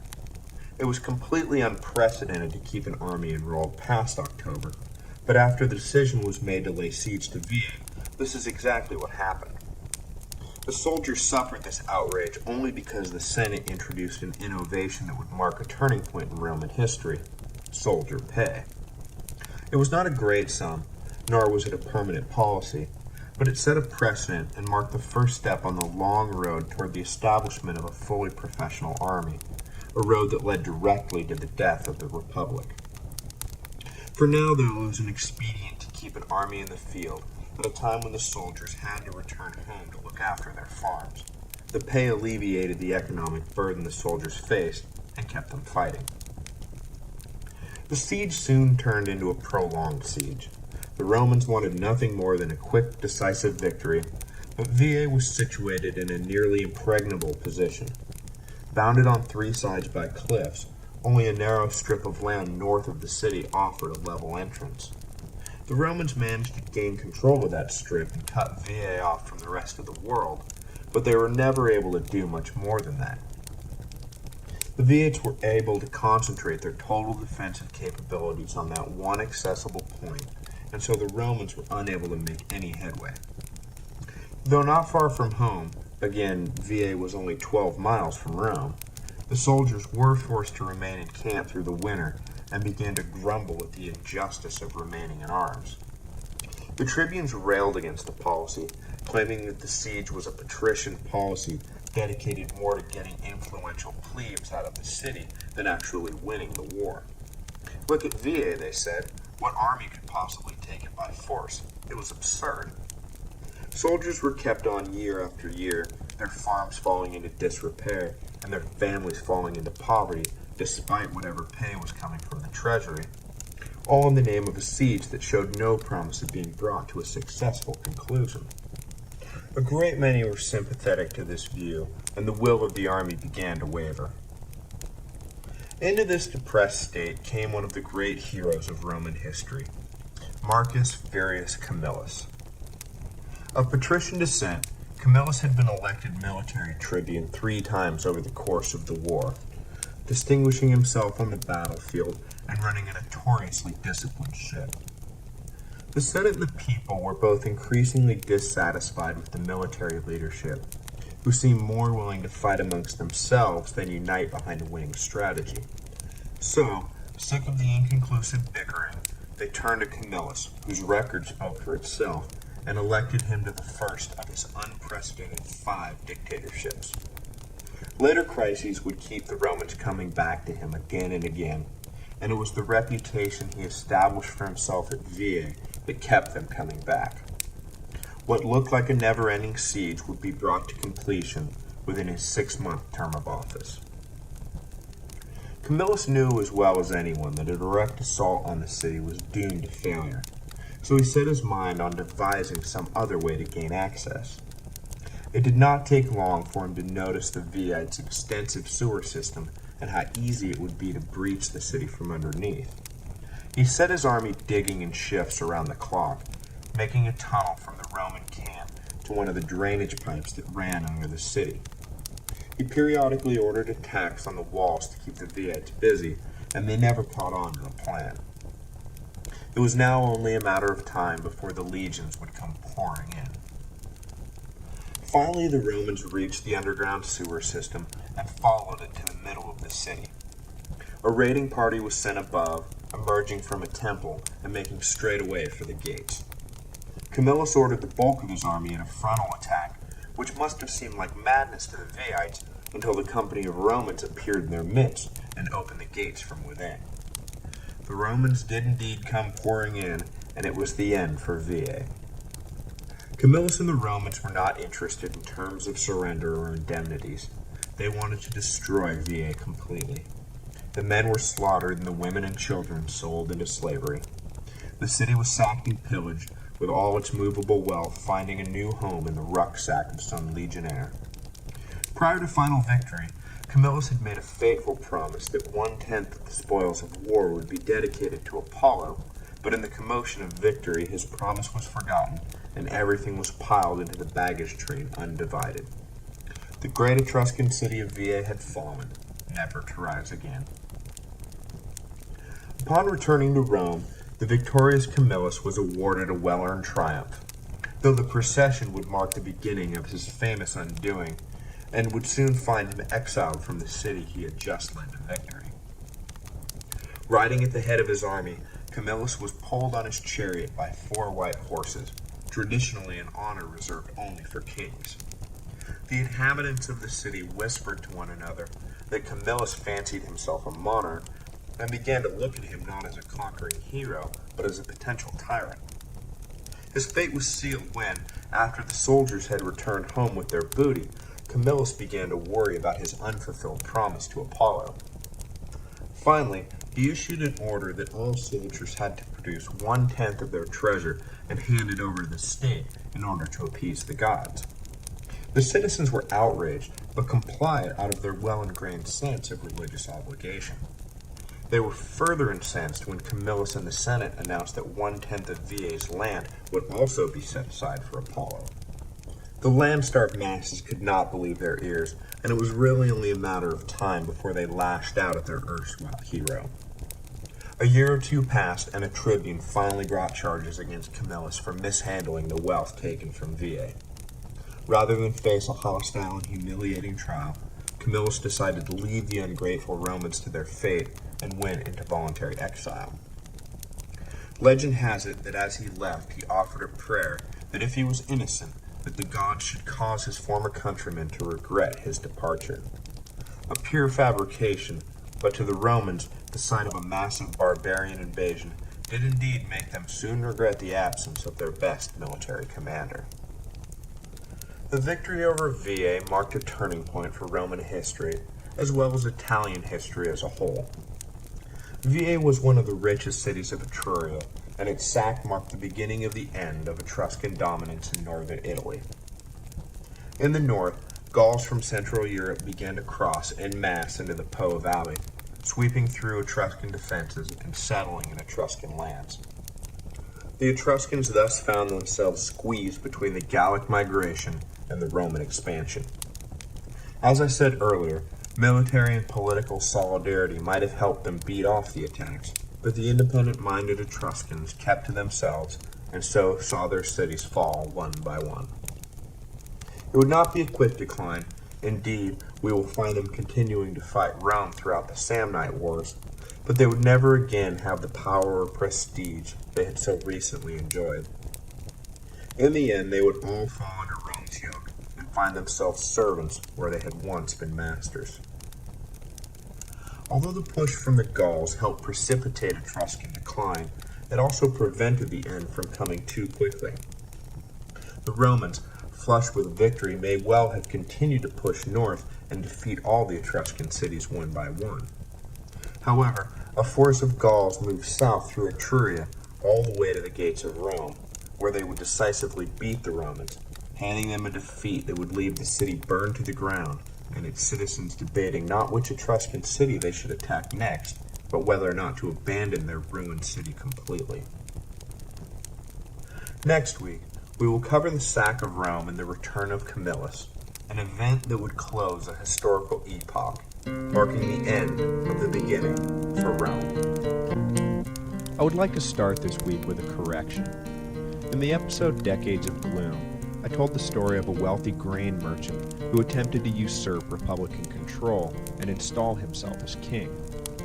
The grain merchant in question was not named Manlius, as I mistakenly said, but rather Malleus.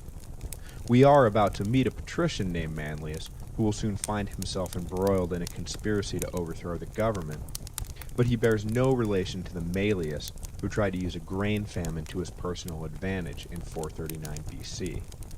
I regret the error. I would also like to say that those of you who are noticing an improvement in audio quality are not hallucinating. I have recently upgraded my recording equipment. My only concern about this switch is that my previous efforts will now seem poor cousins in comparison to these new episodes. Please do not hold it against those episodes. It is not their fault. They were merely the victims of inferior equipment. The Romans were riding high after their decisive triumph over Veii. The defeat of their longtime Etruscan rival had left the Romans an economic powerhouse. They now controlled the lands north of the Tiber and began resettlement almost immediately. The crops from the rich Etruscan soil promised an end to the cycle of grain famines that had plagued Rome for the last 50 years. They also became the hub of commerce in central Italy and took sole possession of the all-important salt trade, exponentially increasing Roman wealth. Things were looking good for the Romans, but fate was about to deal them a cruel blow. In an instant they would crash down from the highest high to the lowest low, and find themselves wandering aimlessly amidst the burned-out rubble of their city, wondering how the gods could have forsaken them so quickly and so completely. The barbarian sack of Rome would be one of the most traumatizing events in Roman history, and leave the Romans in fearful awe of the Gauls until Julius Caesar finally exorcised their psychological demons 350 years later. Rome would survive, but just barely, and not without lasting damage. Now I say that the Gauls sacked Rome, but that is too broad a description. The label Gaul was a catch-all used by the Romans to describe numerous independent tribes who lived in and around the Alps. There was no sense of union between the Gallic tribes themselves, apart from occasional alliances, and for the most part they fought as much amongst themselves as they did against any foreign race. The particular tribe that sacked Rome was called the Senons, and they were led by a strong warrior chieftain named Brennus. They had come over the Alps into the Po Valley in the previous century and settled along the Adriatic coast. This brought them into conflict with the Etruscans, who had previously controlled the land, and it was this conflict that brought the Senons into conflict with Rome. There is an official legend that explains Brennus's decision to leave the Adriatic and move south to attack Rome, as well as a modern interpretation that puts the attack in a wider geopolitical context of Italian realpolitik. The official legend is that Brennus attacked the Etruscan city of Clusium, who sent envoys to Rome desperately seeking assistance. The Romans were no great friend to Clusium, who had backed the hated King Tarquin in his bid to regain the throne 100 years before, but the Romans knew the Gauls were an enemy to be wary of, and so sent envoys to Clusium to take stock of the situation and report back how deeply Rome should involve itself. When they arrived, however, the Roman envoys immediately recognized the horde of barbarians as a real threat to all Italy, and agreed to help Clusium right then and there. These envoys wound up leading Clusium's army against the Gauls, and in the fighting a Gallic chieftain was killed. Brennus took offense to this. He felt that the diplomatic nature of their mission precluded the envoys from taking part in hostilities. He sent his own envoys to Rome to demand retribution, but the Romans, in their infinite wisdom, decided that rather than handing the envoys over to Brennus, would elect them military tribunes for that year instead. At this further insult, Brennus ordered his people to march south, where he would teach the ill-mannered Romans a lesson. Modern historians doubt that such a minor incident would lead Brennus to suddenly move his tribe south and attack one of the most heavily fortified cities in Italy. They postulate, and there is some evidence to back it up, that Brennus had come to an agreement with Dionysius of Syracuse to tie the Romans up while Syracuse made their move to dominate Sicily. The Romans had historically been the allies of a Sicilian city called Messana, and Dionysius would have been eager to prevent Rome from sending troops in support of a city that he was trying to capture. Thus an arrangement was made between Syracuse and the Gauls to attack Rome and keep them occupied while Dionysius made his move. This seems plausible, but we will never know for sure exactly why Brennus suddenly decided to march on Rome. We are not only unsure of why the Gauls attacked, but also when the attack actually took place. The confusion, again, is caused by the scarcity of accurate records prior to the event. Traditional Roman history records that the sack took place in 390 BC, though that date is derived from the often incomplete magisterial election rolls that later Romans used to calculate dates of past events.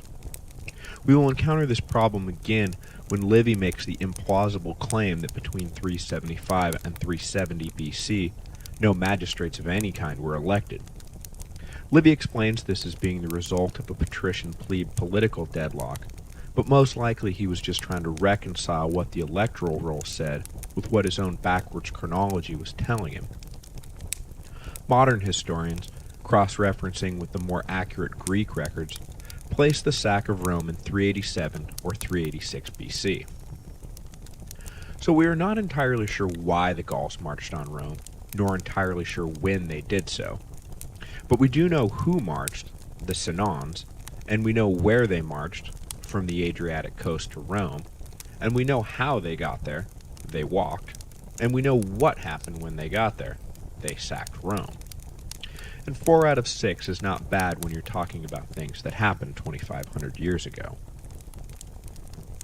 The Romans were aware of the Gallic advance and enlisted one of the largest armies they had ever assembled to battle a single enemy, with plausible estimates ranging from anywhere from 12 to 25,000 men. They gathered at the Allia River, actually more of a brook than a river, and waited for the barbarians to appear on the horizon. When they did, the Romans were immediately on the fearful defensive. The Gauls were like nothing they had ever seen before. Huge and painted, bearded, with long hair, roaring all manner of crazy battle cries, the Gauls were a fearsome sight, and when they charged full speed directly at the Roman line, it did not take long before the Romans broke. The wings of the Roman army, composed of the lightly armed lower-class soldiers, were easily routed and fled for home, leaving the heavily armed center phalanx to be surrounded and massacred. It was the worst defeat the Romans had suffered to this point in their history, but their nightmare was only just beginning. In their haste to save themselves, the fleeing soldiers made directly for the fortified Capitol Hill citadel, leaving the walls of the city unguarded and the gates wide open.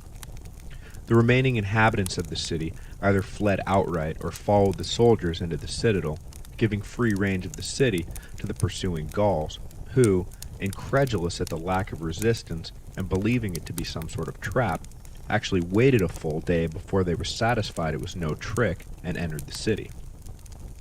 An initial attempt to take the capital failed, so Brennus, rather than waste his manpower in pointless fighting, decided to settle in and starve the Romans out, meanwhile stripping the city of all its movable wealth. The siege of the capital began to be measured not in days or weeks, but in months, without any sign of the deadlock breaking. The besieged Romans grew more and more desperate as their supplies and morale ran out. The Gauls were faring no better. The hot Italian summer was not what the northern tribesmen were used to, and they began to drop like flies. Disease ran rampant, and Brennus saw his force dwindle daily in the foreign climate. It was a race to the bottom as both sides hoped to hold out one day longer than their equally beleaguered foe. At one point the Romans were nearly defeated, but were saved at the last minute in dramatic fashion. A messenger had been sent from the capital to make contact with Camillus, their exiled hero, to plead with him to bring a force to lift the siege and save his former countrymen. The messenger scaled down an unguarded cliff, but the Gauls noticed the route and themselves attempted to scale the same cliff and break into the citadel. But famously, as they climbed, the sacred Capitoline geese, who the Romans had brought with them into the citadel, were roused and began to make a racket. The Romans, led by a patrician soldier named Manlius, were tipped off to the danger and drove the barbarians off the wall, preventing the only real attempt to take the Romans by force. Manlius, for his quick action and bravery, was lauded as a hero, but in a few years he would be executed for treason not far from the site of these heroics, a tragic victim of his own vanity. The siege stretched to 7 months, and both sides were at the breaking point. In their respective desperate straits, they both agreed to something neither would have considered at the start. The Romans would pay the Gauls to leave the city. Both considered this a dishonorable end to the fight, but the Romans had to get off the Capitol Hill, where they would all die, and Brennus, who wanted nothing more than to get out of the hot, diseased city, was now able to do so and still claim victory. The Romans agreed to pay the Gauls 1,000 pounds of gold, and scales were brought in to measure the amount.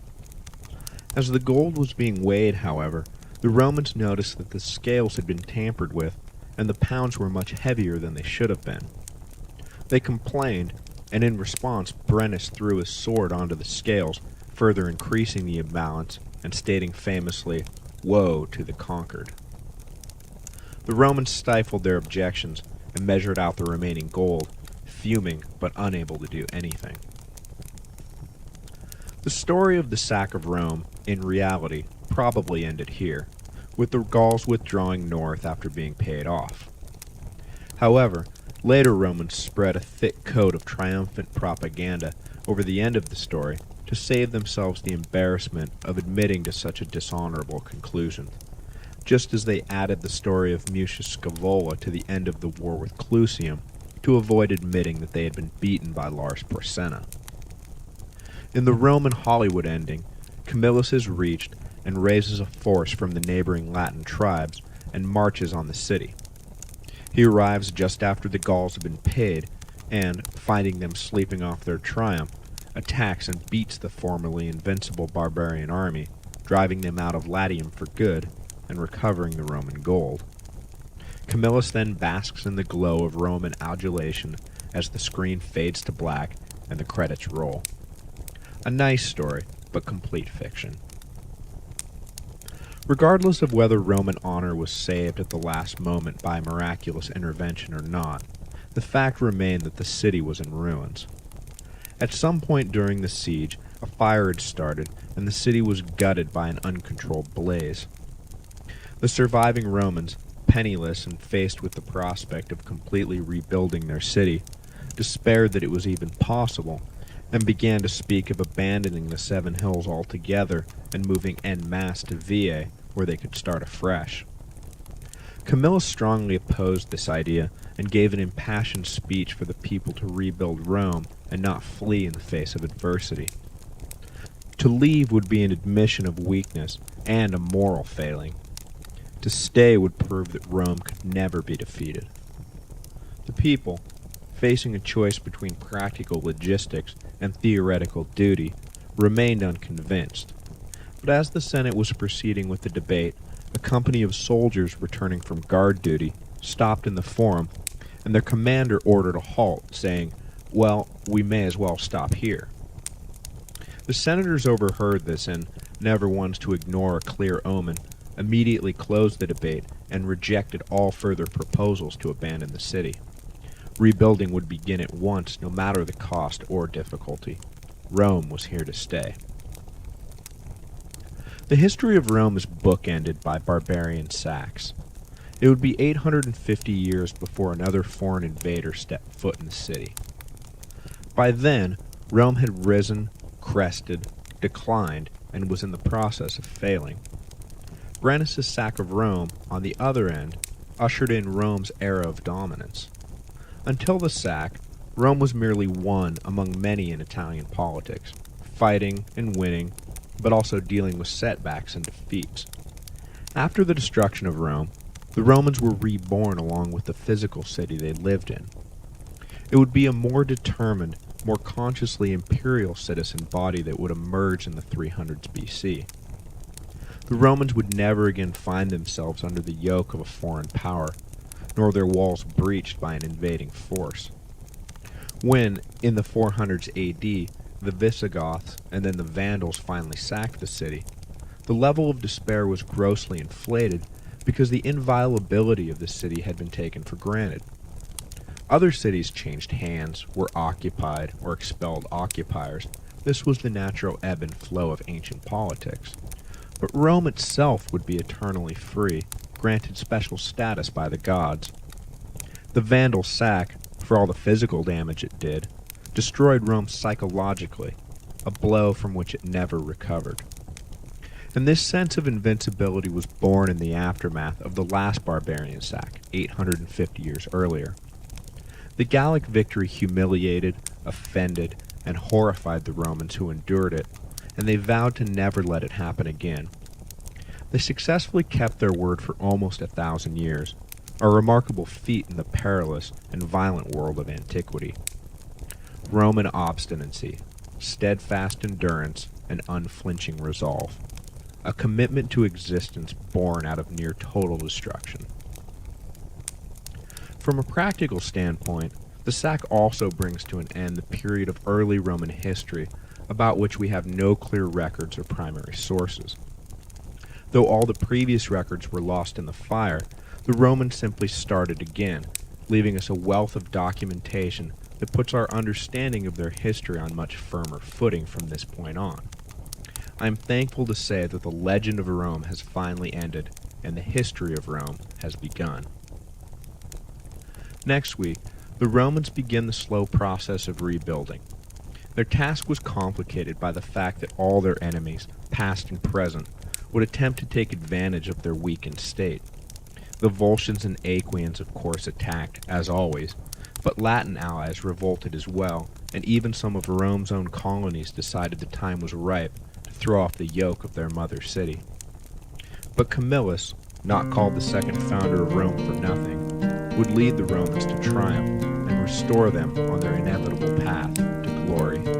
At the opening of the 6th book of his monumental history of Rome since its foundation, Livy wrote, "The history of the Romans from the foundation of the city to its capture first under kings, then under consuls and dictators, decemviri and consular tribune, wars abroad and dissensions at home, I have set out in 5 books, covering matters which were obscure, both through their great antiquity, like objects dimly perceived in the far distance, and because in those days there were few written records, the only reliable means of preserving a memory of past events. A further reason was the loss of most of such accounts as were preserved in the commentaries of the pontiffs and other public and private records when the city was destroyed by fire. From now on, a clearer and more reliable account can be given of the city's civil and military history after it made a second start, reborn as it were from its old roots with increased vigor and productivity. That seems like a good place to start this week. Rome was devastated. The city was in ruins, and the population, what remained of it anyway, despaired. Officially, the subject of abandoning Rome had been closed, but unofficially, the idea was still a potent force. Why rebuild when perfectly good homes sat vacant in a well-positioned, defensible city? The Romans had been merciless in their annihilation of the Veiites, and the Etruscan city was practically a ghost town. But the Senate's mind was made up, and the Romans were ordered to rebuild, each according to their means. Camillus, whom the people now looked upon as twice their savior, if we believe the legends, stood firm behind staying in Rome, and the population, some reluctantly, followed their hero's lead. The new Rome that would grow out of the ashes of the Gallic sack would be recognizable today, with its haphazard streets and deep tangled neighborhoods clearly devoid of any central planning. There was in fact no planning whatsoever. The Romans simply picked up what material they could salvage and began rebuilding wherever the whims of each individual directed. Rome, and I say this with love, is, and has been since the 380s BC, a convoluted mess that defies logic. The irony being that in almost every other town, city, or camp built by the Romans, rational right angles was the norm. A model was developed for the fortified military camp that centered around bisecting perpendicular roads that was copied in almost every other settlement the Romans established. A centurion encamped in Britain would have been able to easily navigate his way around a camp in Syria.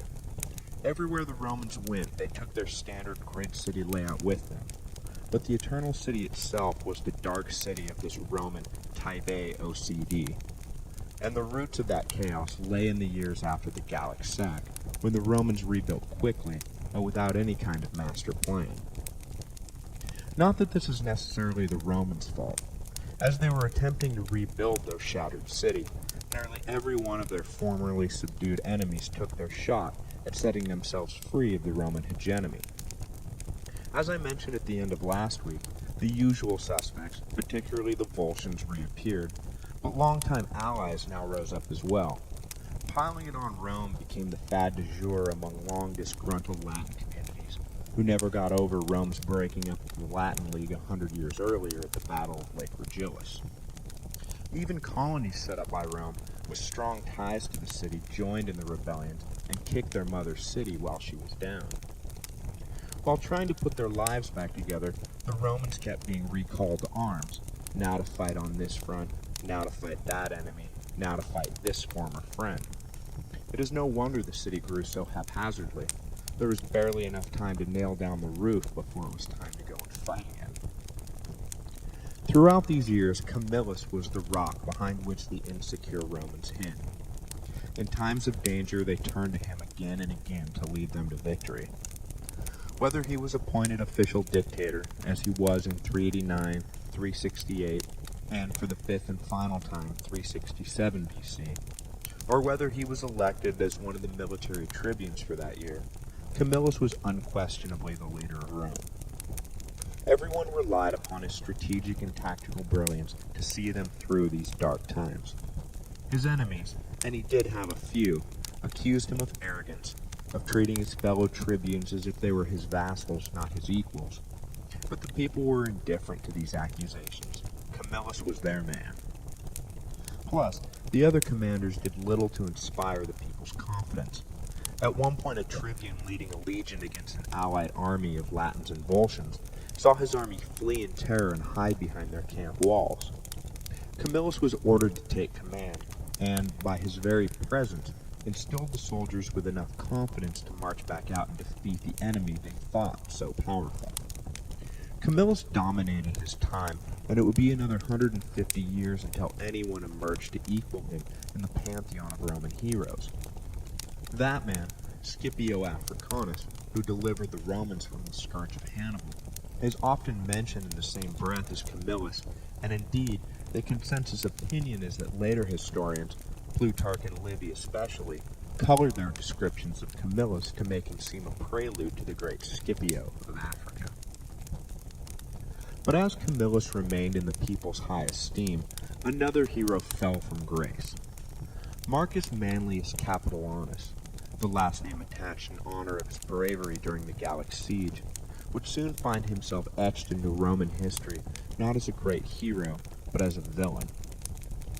After the withdrawal of the Gauls, Manlius's ego was severely bruised by the honors heaped upon Camillus, and he took them as a personal insult.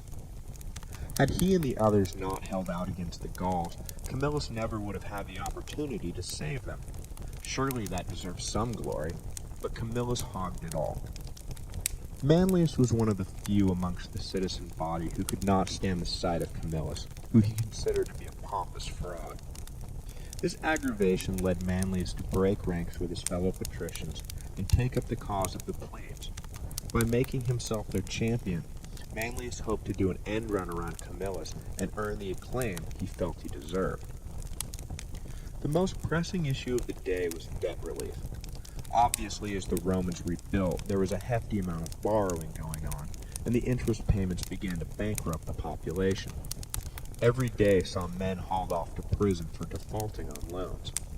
Men who had fought at Veii and stood firm against the Gauls were daily being made slaves by moneylenders who showed no mercy or compassion. Manlius spoke out publicly in favor of relief and often paid the debts of former soldiers out of his own pocket and offered interest-free loans to any who asked.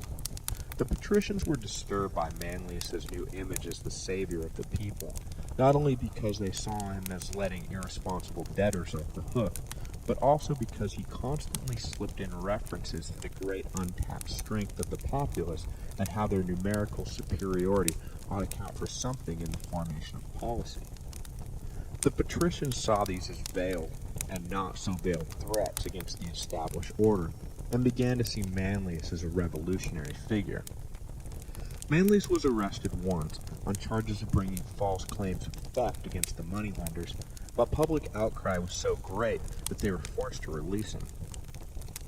With peace abroad to allow for real public unrest, riots began to break out between patrician and plebe factions, Manlius offering daily harangues against the tyranny of the nobles, and offering himself as the only patrician who cared about his fellow citizens.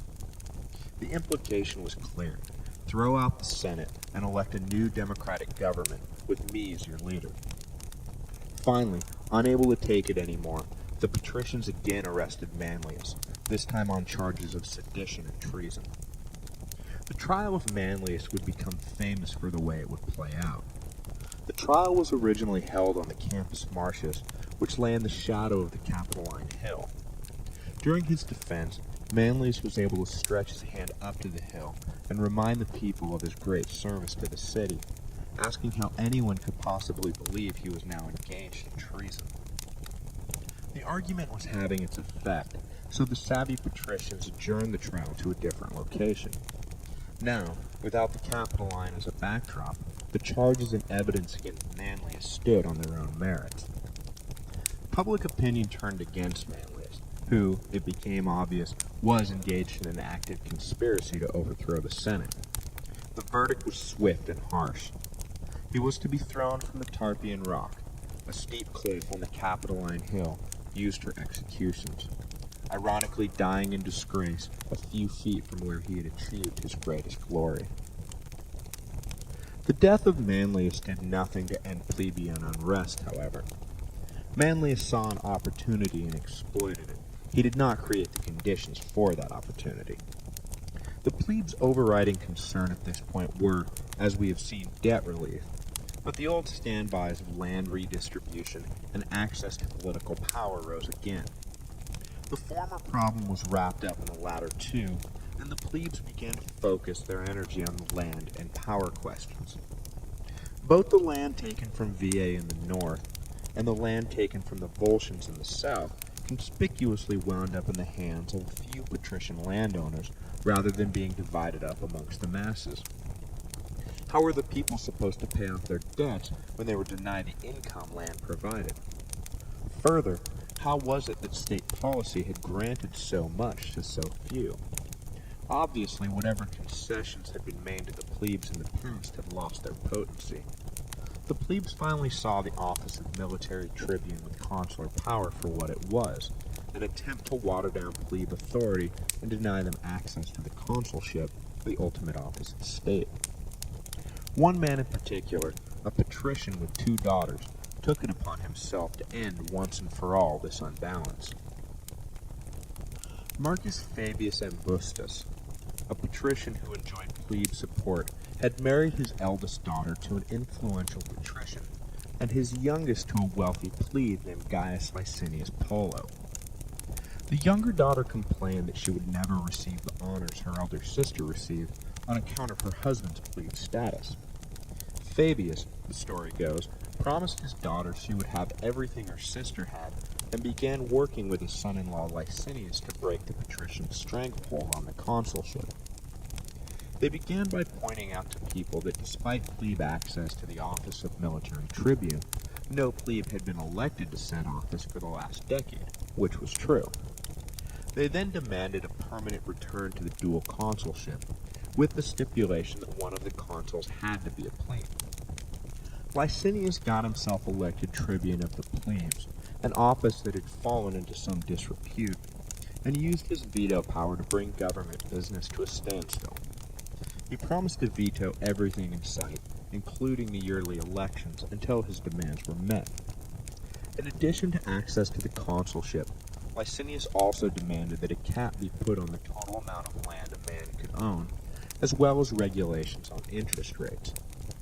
It was this shutdown, engineered by Fabius and Licinius, that Livy uses to explain his chronological gap, stating that between 375 and 370 BC, no magisterial elections were held.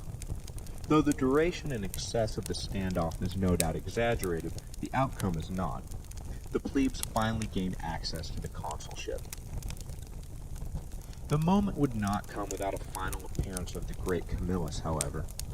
The civil unrest and power vacuum led to calls for a dictator, and the Senate named Camillus, who enjoyed the support of everyone, patrician and plebe alike. They were hoping Camillus would see things their way, but much to their discomfort, he did not. Now, due to a flaw in the appointment ceremony, a religious event stuffed full with every kind of Roman superstition, Camillus was forced to resign for that year, granting a reprieve of sorts to the clearly defensive patricians. The next year, though, 367 BC, Camillus was again named dictator for the 5th and final time. He used his power to broker the deal Licinius and his colleagues demanded, and for the first time a plebe would be elected consul. The crisis settled, Camillus resigned. The old Roman leader died soon after, the victim of a plague that decimated the Romans in the 360s BC. With his death, a new era dawned. The Romans had survived their brush with death and emerged a strong, more democratic place. The honor of first plebe consul historically goes to Lucius Sextius, one of Licinius's colleagues who had helped engineer the shutdown. The land ownership ceiling and regulation of debt were granted at the same time, and, ironically, Licinius himself would be prosecuted years later for violating his own laws after he sought to accumulate large tracts of land for himself and his family. At this point, the law stated merely that one of the consuls could be a plebe. Later, around 342 BC, a law would be passed stating that one of the consuls had to be a plebe. For now, though, the plebes accepted the obvious victory and passed to the next generation the task of not simply allowing equal access to power, but guaranteeing it. The veracity of this patrician plebe showdown and the election of a first plebeian consul in 367 BC has been called into question by modern historians. In the first place, they point out that Roman historians of the late Republic and early Imperial period were obviously drawing their narrative from more recent events, specifically the conflicts that centered around the Gracchi brothers, who used their veto power to try and force through land redistribution in the 130s and 120s BC. Second, modern analysis has determined that as many as a third of the consuls prior to 367 were in fact of plebeian origin. As is so often the case, a clear dramatic delineation in history is less plausible than a gradual shift in policy over the years. There is no doubt that the vast majority of early consuls were patricians, but it is suspected that this was not the result of overt discrimination, but rather because of the greater wealth and fame of patrician candidates. The 367 BC date is important, though, because from that point on there is a marked increase in plebe consuls, demonstrating some sort of conscious decision to grant plebeians more power. And of course, the existence of a 342 BC law stipulating that one of the consuls had to be a plebe is not disputed, and it seems likely that this was the culmination of a decades-long shift rather than a bolt out of the blue. In general, what can be stated is that after the sack of Rome, the plebes demanded and received far greater power than they had enjoyed prior to the arrival of the Gauls. The Romans struggled in the years after the Gauls left them for dead, but managed to hold on in the face of massive external pressure and internal dissension. The new enfranchisement of the plebes made the Romans a more cohesive and less divisive society. This cohesion would be tested by a confrontation that loomed on the horizon. Though the Romans did not know it yet, they were about to begin a series of war that would leave them the dominant force not just in Latium or central Italy, but in the entire peninsula.